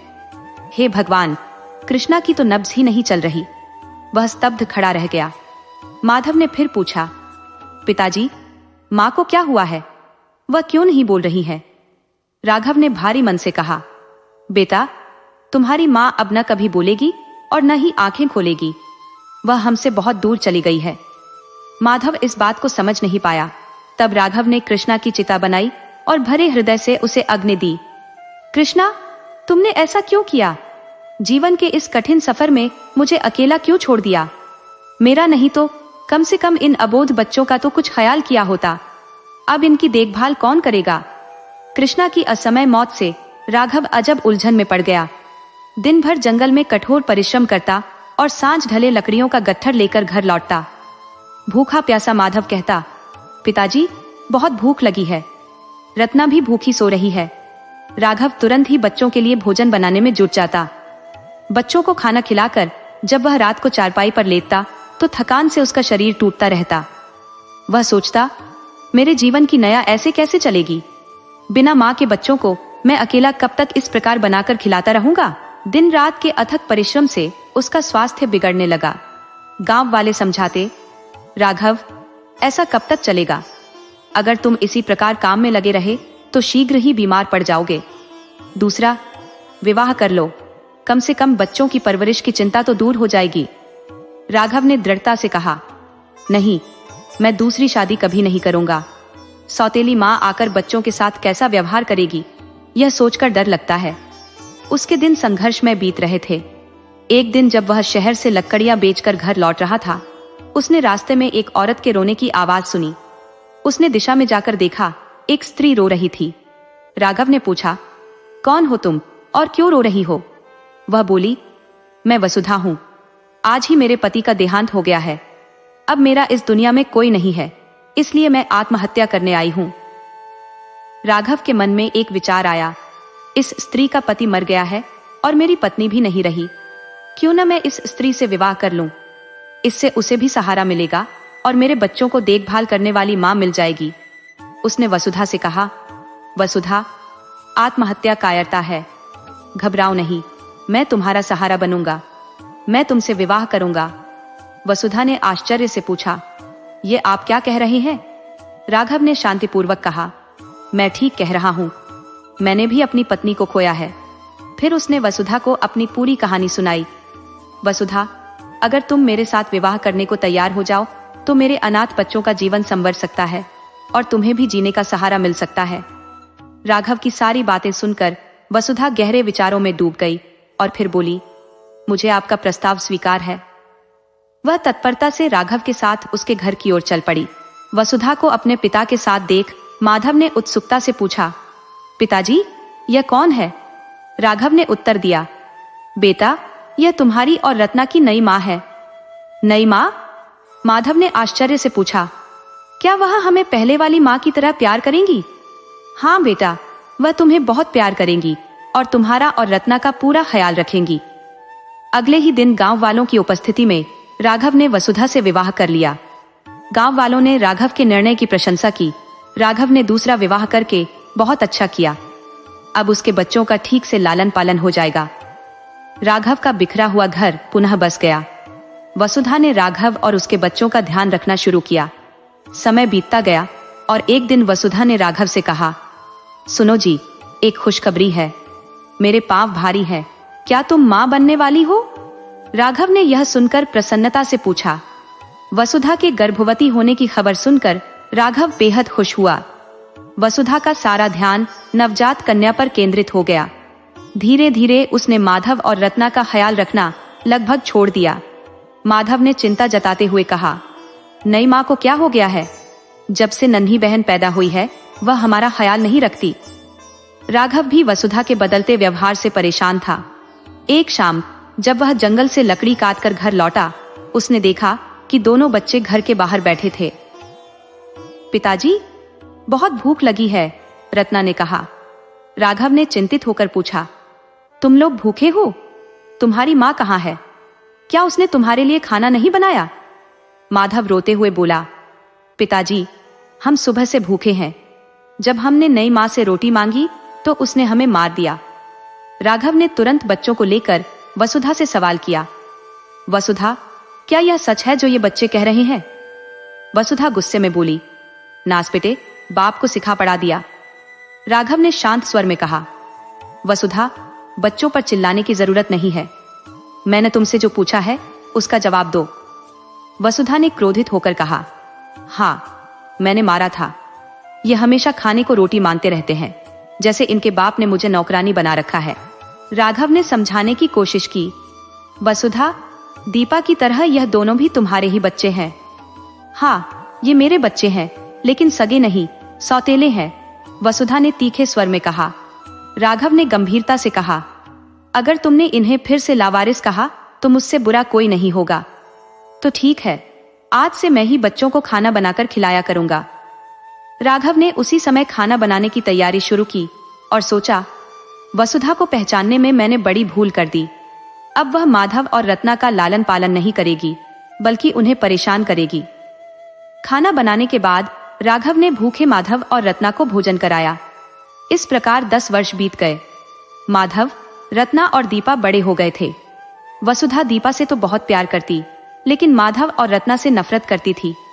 माधव और रत्ना केवल राघव के प्यार के सहारे बड़े हुए। एक दिन जंगल की ओर जाते हुए राघव ने वसुधा से कहा, वसुधा, आज मेरा भोजन बनाकर जंगल में ले आना। राघव के जाने के बाद वसुधा खाना बनाने में जुट गई। जैसे ही उसने खाना बनाया, उसकी बेटी दीपा ने आकर कहा, माँ, मैं पासी के बाग से फूल तोड़ने जाना चाहती हूँ। वसुधा ने हंसते हुए कहा, तो इसमें पूछने की क्या बात है बेटी, जाओ, शौक से जाओ। दीपा खुशी से उछलती कूदती बाग की ओर चली गई। फिर वसुधा ने खाने को एक पोटली में बांधा और माधव से कहा, तुम्हारे पिताजी जंगल में लकड़ियां काटने गए हैं, जाओ ये खाने की पोटली उन्हें दे आओ। माधव ने हिचकिचाते हुए कहा, माँ, जंगल में तो भयानक जानवर रहते हैं, मुझे वहां जाने में डर लगता है। वसुधा ने क्रोध में कहा, 16 साल का हो गया है तू और अभी तक जानवरों से डरता है? अकेले जाने में डर लगता है तो रत्ना को भी साथ ले जा। माधव ने कहा, क्या आप रत्ना को भी जंगल में भेजना चाहती हैं? वसुधा ने गुस्से में कहा, नासपटे, दिन भर बकर बकर करते रहते हो, आज थोड़ा सा काम बता दिया तो परेशानी हो गई। जाओ अपने पिता का खाना ले जाओ, वरना मुझसे बुरा कोई नहीं होगा। वसुधा की धमकी सुनकर माधव और रत्ना सिहर गए। रत्ना ने चुपचाप वसुधा से खाने की पोटली ले ली और माधव का हाथ पकड़कर घर से निकल गई। वे मन ही मन सोच रहा था, हे भगवान, मेरी और रत्ना की जानवरों से रक्षा करना। जैसे ही वे दोनों गांव के बाहर वाले बाग के समीप से गुजरे, दीपा बाग में से निकलकर उनसे बोली, तुम दोनों कहाँ जा रहे हो? माधव ने उत्तर दिया, हम पिताजी का खाना लेकर जंगल में जा रहे हैं। दीपा ने कुछ सोचकर कहा, पिताजी का खाना तुम नहीं, मैं ले जाऊंगी। माधव ने आश्चर्य से कहा, लेकिन दीपा बहन, जंगल में तो शेर चीता होते हैं, वहां जाना खतरे से खाली नहीं है। दीपा ने दृढ़ता से कहा, मैं शेर चीतों से नहीं डरती। उसने जिद करके रत्ना से खाने की पोटली ले ली और जंगल की ओर चल पड़ी। रत्ना ने चिंतित स्वर में कहा, अब क्या होगा भैया? माधव ने उत्तर दिया, दीपा बड़ी जिद्दी लड़की है, अगर हम उसका कहना नहीं मानते तो माँ से हमारी शिकायत कर देती। अब तो यही ठीक रहेगा कि हम यहीं बैठकर दीपा के जंगल से लौटने की प्रतीक्षा करें। अतः वे दोनों बाग के बाहर ही बैठ गए। दूसरी ओर दीपा अपनी मस्ती में जंगल की ओर बढ़ी चली जा रही थी। दीपा जंगल में पहली बार आई थी, इसलिए वह जंगल के रास्तों से अनजान थी। धीरे धीरे दोपहर हो गई, लेकिन वह अपने पिता राघव को नहीं ढूंढ पाई। दीपा ने चौंकते हुए कहा, ओह, लगता है मैं रास्ता भटक गई हूँ। दूसरी ओर जंगल में राघव भूख से व्याकुल होकर सोच रहा था, क्या बात है, वसुधा अभी तक खाना लेकर क्यों नहीं पहुंची? बाग के बाहर बैठे माधव और रत्ना भी परेशान थे। रत्ना ने कहा, भैया, बहुत देर हो गई, दीपा को अब तक तो जंगल से लौट आना चाहिए था, कहीं वह किसी संकट में तो नहीं फंस गई? माधव ने कहा, हाँ रत्ना, हमें जंगल में चलकर दीपा को खोजना चाहिए। अगर दीपा को कुछ हो गया तो माँ हमें जिंदा नहीं छोड़ेगी। अतः माधव और रत्ना जल्दी से जंगल की ओर चल पड़े। उधर जंगल में भटकती दीपा को अब डर लगने लगा था। वह भयभीत होकर जंगल में बढ़ी चली जा रही थी। तभी उसे जंगल में एक मकान दिखाई दिया। उसने सोचा, मुझे इस मकान में जाकर गृहस्वामी से मदद मांगनी चाहिए, वे जरूर जंगल का रास्ता जानते होंगे। यह सोचकर वह उस मकान की ओर चल दी। वहां पहुंचकर उसने दरवाजा खटखटाया। अंदर से आवाज आई, दरवाजा खुला है, धकेल कर अंदर आ जाओ। दीपा ने डरते हुए दरवाजा खोला और घर के अंदर प्रवेश किया। उसने देखा कि सामने एक बूढ़ा बाबा बैठा था। दीपा ने उस बूढ़े से मदद मांगी, बाबा, क्या आप मुझे इस जंगल का मार्गदर्शन कर सकते हैं? क्यों नहीं, पर पहले तुम्हें झाड़ू से मेरे घर की सफाई करनी होगी, तभी मैं तुम्हें जंगल का रास्ता बताऊंगा, बाबा ने कहा। दीपा ने झाड़ू उठाया और घर की सफाई में जुट गई। एक कमरे की सफाई करने के बाद वह थक गई। जैसे ही वह दूसरे कमरे में पहुंची, उसे भूख लगने लगी। उसने सोचा, पहले पोटली का खाना खा लूं, फिर सफाई करूंगी। दीपा ने पोटली खोली और खाना खाने बैठ गई। खाना खाकर उसने झाड़ू एक कोने में रख दिया और वापस बाबा के पास जाकर बोली, बाबा, मैंने सारे मकान की सफाई कर दी है, अब आप मुझे जंगल का रास्ता बता दीजिए। दीपा की बात सुनकर बाबा क्रोध से भड़क उठे, झूठी लड़की, मुझसे झूठ बोलती है, जा इसी समय मुर्गी बन जा। अगले ही पल दीपा मुर्गी बन गई और कुकरूकू करने लगी। उधर माधव और रत्ना दीपा की खोज करते हुए उसी मकान के बाहर पहुंचे जिसमें दीपा गई थी। उन्होंने दरवाजा खटखटाया। अंदर से आवाज आई, दरवाजा खोलकर अंदर आ जाओ। अंदर आकर उन्होंने देखा कि एक बाबा बैठा है। माधव ने कहा, बाबा, इस जंगल में हमारी छोटी बहन दीपा खो गई है, क्या आप उसे ढूंढने में हमारी सहायता कर सकते हैं? बाबा ने उत्तर दिया, बेटा, मैं तुम्हारी बहन को खोजने में अवश्य सहायता करूंगा, पर पहले तुम्हें मेरा एक काम करना होगा। कौन सा काम बाबा? माधव ने पूछा। बेटा, मैं बहुत बूढ़ा हूं। रात का खाना पकाने के लिए मेरे पास ईंधन समाप्त हो गया है। तुम्हें जंगल से लकड़ियां काटकर लानी होंगी, बाबा ने कहा। माधव ने एक पल सोचा और फिर कहा, ठीक है बाबा, मैं अभी जंगल से आपके लिए लकड़ियां काट कर लाता हूं। बाबा से कुल्हाड़ी लेकर माधव ने कहा, बाबा, मैं अपनी छोटी बहन रत्ना को आपके पास छोड़कर जा रहा हूं। बाबा ने कहा, कोई बात नहीं बेटा, मैं इसका पूरा ख्याल रखूंगा। माधव यह सुनकर जंगल की ओर निकल गया। दूसरी ओर थका हारा भूखा राघव घर पहुंचा और बोला, वसुधा, आज तुम जंगल में मेरा खाना लेकर क्यों नहीं आई? मैं सारा दिन भूखा ही लकड़ियां काटता रहा। वसुधा ने हैरानी से कहा, यह आप क्या कह रहे हैं? मैंने तो सुबह ही माधव और रत्ना को आपका खाना देकर जंगल में भेज दिया था। राघव ने गुस्से में कहा, क्या तुमने उन छोटे बच्चों को उस भयानक जंगल में भेजा? वे तो मेरे पास खाना लेकर नहीं पहुंचे। वसुधा के दिमाग में एक विचार आया, लेकिन दीपा बेटी कहां चली गई? वह भी तो सुबह से ही घर वापस नहीं लौटी है। राघव उल्टे पांव घर से बाहर निकला और जंगल की ओर चल पड़ा। उधर माधव जैसे ही एक पेड़ के पास से गुजरा, एक आवाज आई, मुझे बाहर निकालो, मुझे बाहर निकालो। माधव ने चौंक कर चारों ओर देखा, यह आवाज कहां से आ रही है? तभी आवाज पुनः आई, भाई, सोच में मत पड़ो। तुम्हारे पास वाले पेड़ के नीचे एक बंद बोतल पड़ी है, मैं उसमें बंद हूं। कृपया मुझे बाहर निकाल दो। माधव ने पेड़ के पास पड़ी बोतल को देखा और बोला, ओह, इसमें तो कोई नन्हा सा आदमी बंद है। उसने बोतल उठाई और उसका ढक्कन खोल दिया। अगले ही पल उसे एक बड़े जिन की हंसने की आवाज सुनाई दी। जिन ने कहा, जानते हो बालक, तुमने मुझे बोतल से निकाला, इसके बदले में मैं तुम्हें क्या इनाम दूंगा? माधव ने कहा, नहीं, मैं नहीं जानता। जिन ने कहा, तो सुनो, मैंने सोच रखा था कि जो भी मुझे इस बोतल से निकालेगा मैं उसे खा जाऊंगा। हाँ बच्चे, अब तुम मरने के लिए तैयार हो जाओ। माधव ने सोचा, मुझे जल्दी ही कोई उपाय करना चाहिए, वरना यह जिन सचमुच मुझे खा जाएगा। उसने जिन से कहा, जिन भाई, तुम झूठ बोल रहे हो। तुम इतने विशालकाय हो, भला इस छोटी सी बोतल में कैसे आ सकते हो? अगर तुम इस बोतल में पुनः घुसकर दिखा दो तो मैं तुम्हारी बात मान जाऊंगा। जिन बोला, अरे बालक, यह तो मेरे बाएं हाथ का खेल है। कहकर जिन बोतल में घुस गया और माधव ने जल्दी से बोतल का ढक्कन बंद कर दिया। यह देखकर बोतल में बंद जिन चिल्लाया, अरे यह क्या किया? जल्दी से बोतल का ढक्कन खोलकर मुझे बाहर निकालो, ताकि मैं बाहर आकर तुम्हें खा सकूं। मुझे माफ कर दो भाई, अब मैं तुम्हें नहीं खाऊंगा। मुझे जल्दी से बाहर निकाल दो, जिन ने गिड़गिड़ाते हुए कहा। माधव ने ठंडे स्वर में कहा, नहीं, अब मैं तुम्हें कभी भी बाहर नहीं निकालूंगा। जिन ने विवश होकर कहा, मुझ पर विश्वास करो भाई, मैं तुम्हें बहुत सारी धन दौलत दूंगा। माधव ने कठोरता से उत्तर दिया, नहीं, मुझे तुम्हारी दौलत नहीं चाहिए। जिन ने चालाकी से कहा, तो क्या तुम बूढ़े जादूगर की कैद से अपनी बहन दीपा और रत्ना को नहीं छुड़वाना चाहते हो? तुम जिस बूढ़े के पास अपनी बहन रत्ना को छोड़कर आए हो, वह एक जादूगर है। वह लड़कियों को मुर्गी बनाकर उन्हें भून कर खाता है, और तुम्हारी सौतेली बहन दीपा भी उसी के कब्जे में है। उसने उसे भी मुर्गी बना दिया है और तुम्हारी बहन रत्ना को भी। यदि तुम मुझे इस बोतल से पुनः निकाल दोगे तो मैं उस बूढ़े जादूगर की कैद से तुम्हारी दोनों बहनों को छुड़वा सकता हूँ। माधव ने संजीदगी से कहा, तब तो मैं अभी तुम्हें बोतल से बाहर निकालता हूँ।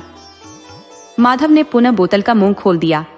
अगले ही पल जिन उसके सामने प्रकट हुआ और बोला, माधव, यह पारस पत्थर है। इसका स्पर्श जिस चीज से भी करोगे वह चीज तुरंत ही सोने की हो जाएगी। माधव ने जिन से पारस पत्थर लेकर रख लिया। फिर जिन ने माधव से कहा, माधव, जिस बोतल से तुमने मुझे निकाला है उस बोतल को ले जाओ और बूढ़े के पास जाकर इस बोतल से उसके माथे पर प्रहार करना।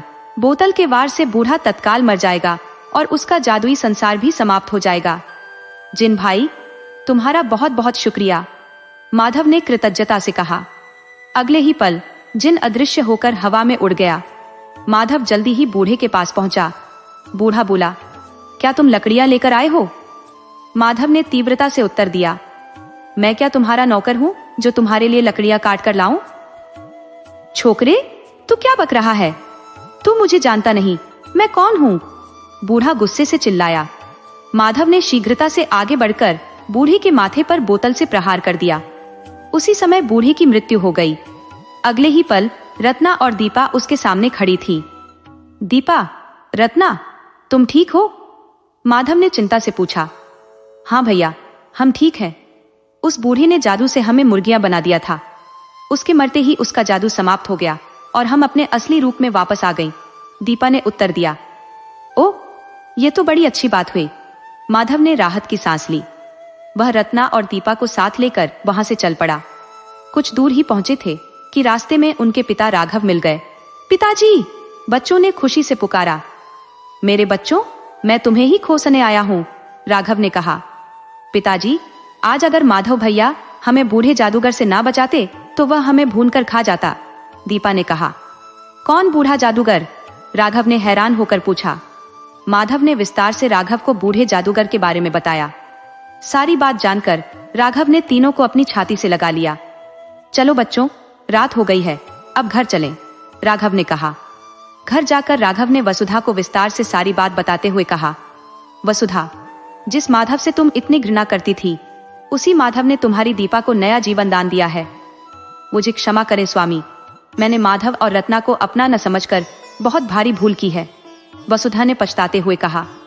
दूसरे दिन जब राघव कुल्हाड़ी लेकर जंगल में लकड़ियां काटने के लिए जाने लगा तो माधव ने कहा, पिताजी, अब आपको लकड़ियां काटने के लिए जंगल में जाने की कोई आवश्यकता नहीं है। मेरे पास यह पारस पत्थर है, इसके कारण हम जल्दी ही धनवान हो जाएंगे। माधव ने पारस पत्थर को राघव की कुल्हाड़ी से छू दिया। अरे, कुल्हाड़ी तो सोने की हो गई, राघव ने हैरानी से कहा।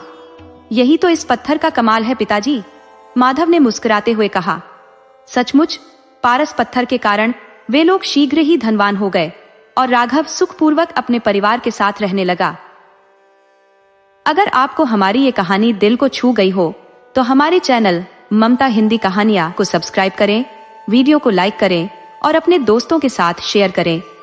आपसे फिर मिलते हैं एक नई कहानी के साथ। तब तक के लिए आपको और आपके पूरे परिवार को राधे राधे।